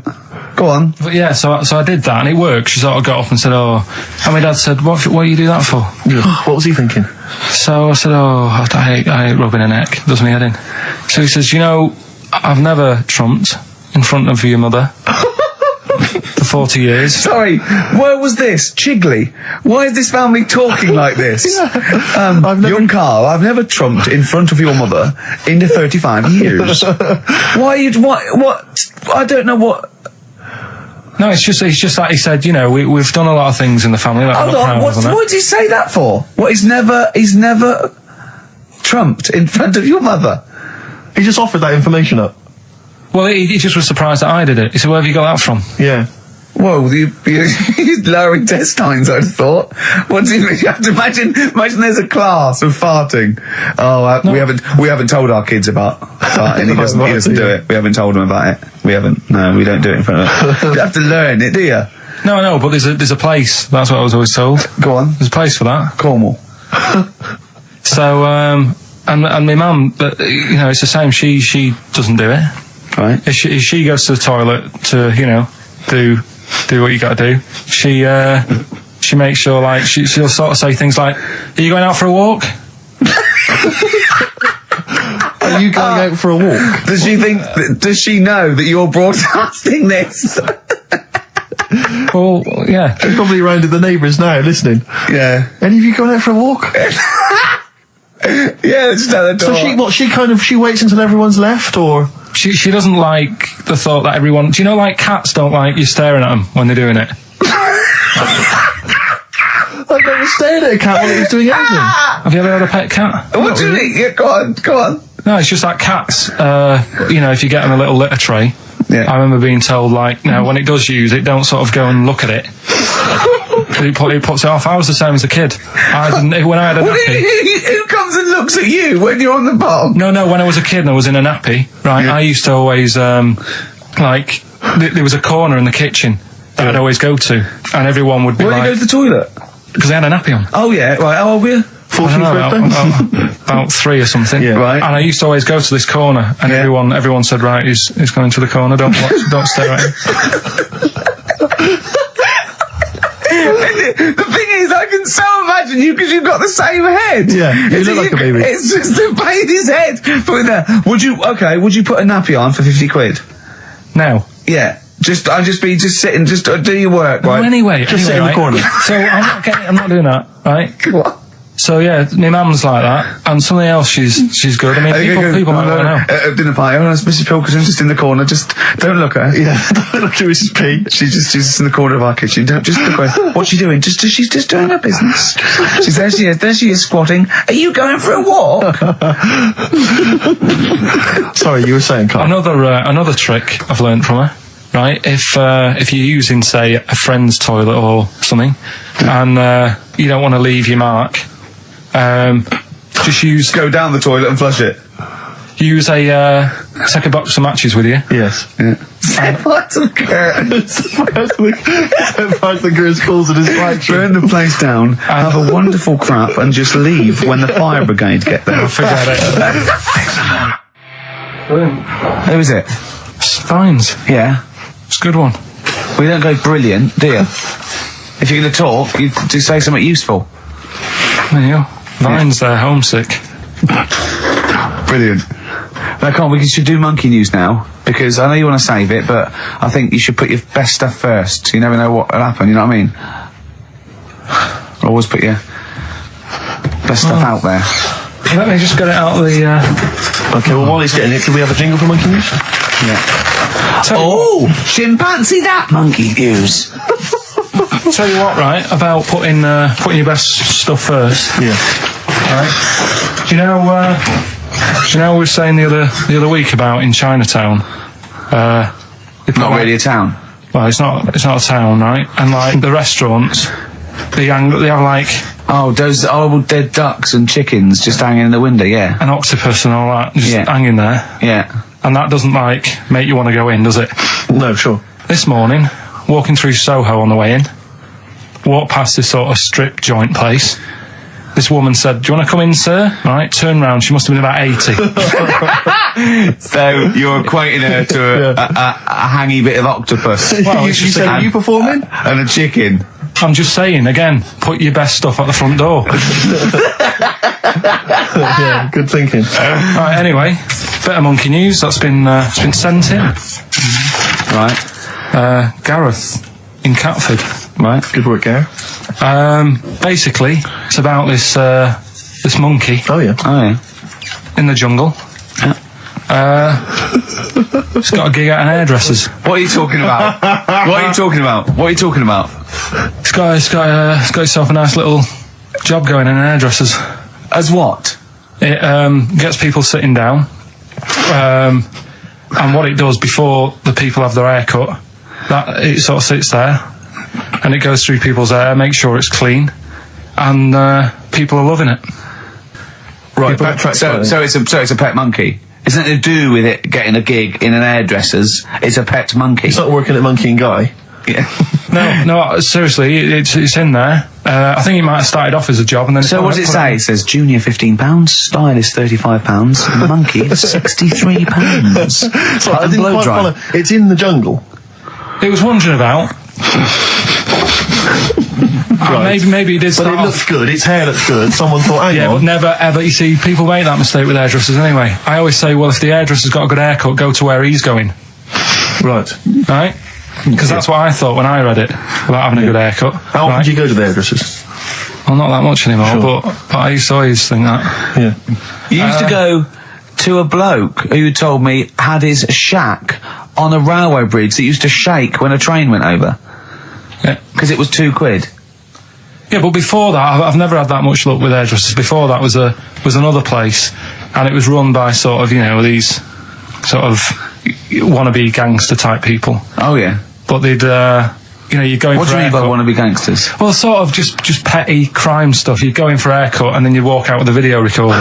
Do you know what I mean? You don't have to take it. No, but they'd sort of spend ages flogging you that whilst cutting your hair. It was their thing. It's like, right, sit down, you alright? Yeah. Oh, you so know. for the weekend, what do you think of? Maybe a Sony. Yeah. So that's when I stopped going there, because it was like, just what a haircut. I don't want to be hassled. Which one said that you had the hair of a Chinaman? It's the fella who worked in a railway station haircut. Well, he should know. I mean, he's been around a bit, clearly, if he runs a shack next to a railway station.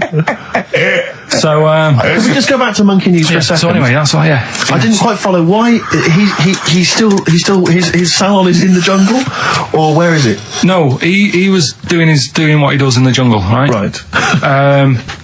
He's walking about. He wanders into the hairdressers. Yeah. Maybe they didn't have him on, like, as a job straight away. He was just there. He was training, this is nice. He's sat there picking the knits. Carl, I don't know where to start. Then it's just it's the embellishment. You don't walk in. He walks from a jungle to an hairdresser's. I mean, you're an idiot. You really are. I'd love to see you try and get a job in an hairdresser if there was another monkey up for it. You'd never get a job. So he was good at that. People said this is relaxing. Apparently he had really nice hands, soothing, right, on people's heads. They said, let's put him on the payroll. So let's put him on the payroll. What do you mean? Yeah, I'll give you that. Okay, this is the news item, is it? Customers are queuing up to have their hair done at a salon in the jungle by a monkey. Judy, a pig-tailed macaque, has a reputation as the best exterminator of head lice in Com Cane. She is so good, some customers fall asleep under her gentle touch. Regular Amporon Chekema said, Judy's hands are so soft and gentle, I really feel I can relax. But you know that is doing what it does naturally. It's looking for, like, salt and stuff in the hair. Yeah. And nits. It's not on the payroll. It doesn't complain about when it gets deducted at national insurance. It's not part of the union. Yeah. Do you know what I mean? But a good monkey news, backed up with good tabloid journalism. With solid evidence there. So no, I think maybe we should start marking the monkey news, Rick. I don't know what you think. Giving it marks out of 10, maybe. For both interest and validity. Well, for interest, I'll give it 7. For Carl believing that there was something to this monkey, thinking it had a job and getting paid. But it was also doing kind of perms 2 and colouring 2. Yeah. Ridiculous. Again, ridiculous. More monkey news next week. Hopefully let's just hear that jingle again. Oh, chimpanzee that monkey news. Peace Train. Isn't that brilliant? Cat Stevens. Now, well, I've sort of enjoyed the last sort of, hour or so after the disappointment of the Sonys. I think we are going to give up, to be honest. Do another week and then shoot off. Yeah, knock on the head. Okay. We were doing it for a laugh anyway. But if they're not going to reward us for that, then do you know what I mean? It's not really worth it. But I'll tell you what But what about this? Carl, can you find out who was on the panel? Can you? But what difference does it make? Well, I want you to interview. I want you to phone them up and I want to tell them why they didn't think our show was. Yeah, let them explain themselves. Just explain themselves. They've got to stand by their convictions. Find them all, track them down. There's probably about 300. What do you expect then? I want to tell the truth. No, you're right. The monkey news should have, done the job for you. I just want people. I don't want to sit in a room and hide. I want the 3 people on the panel, I'll find them out, to say, we didn't vote for you because we thought it was shoddy, amateurish, annoying, there was too much swearing. I'll go, fair enough, well done, mate. You. We didn't vote for you because Carl's voice is an irritant. Okay? Okay, well done, mate. You're alright. We didn't vote for you because, Gervais, you're a fat, useless git who understands nothing about broadcasting. And you make know something. yeah. And I'll go, right, I'm not so happy with that, but at least you told the truth. But get them on the phone. Find out from Andrew. I noticed none of them have mentioned me, which is good. I know, yeah. I'm pretty good. Yeah. Yeah, they probably all love Steve. No one likes to pick on an invalid, though. Do you know what I mean? I'm just... We got a player request here for, what's her name, don't leave it, Steve. Sonia, who's 18 today. We couldn't find William. It was really nothing wordsmith because, whoever is in charge of the library, I mean, they probably won an award for it, but, you know, she didn't ask for 4 non-blondes, so I found There Is a Light by the Smiths. So, a week to go. It's not, I'm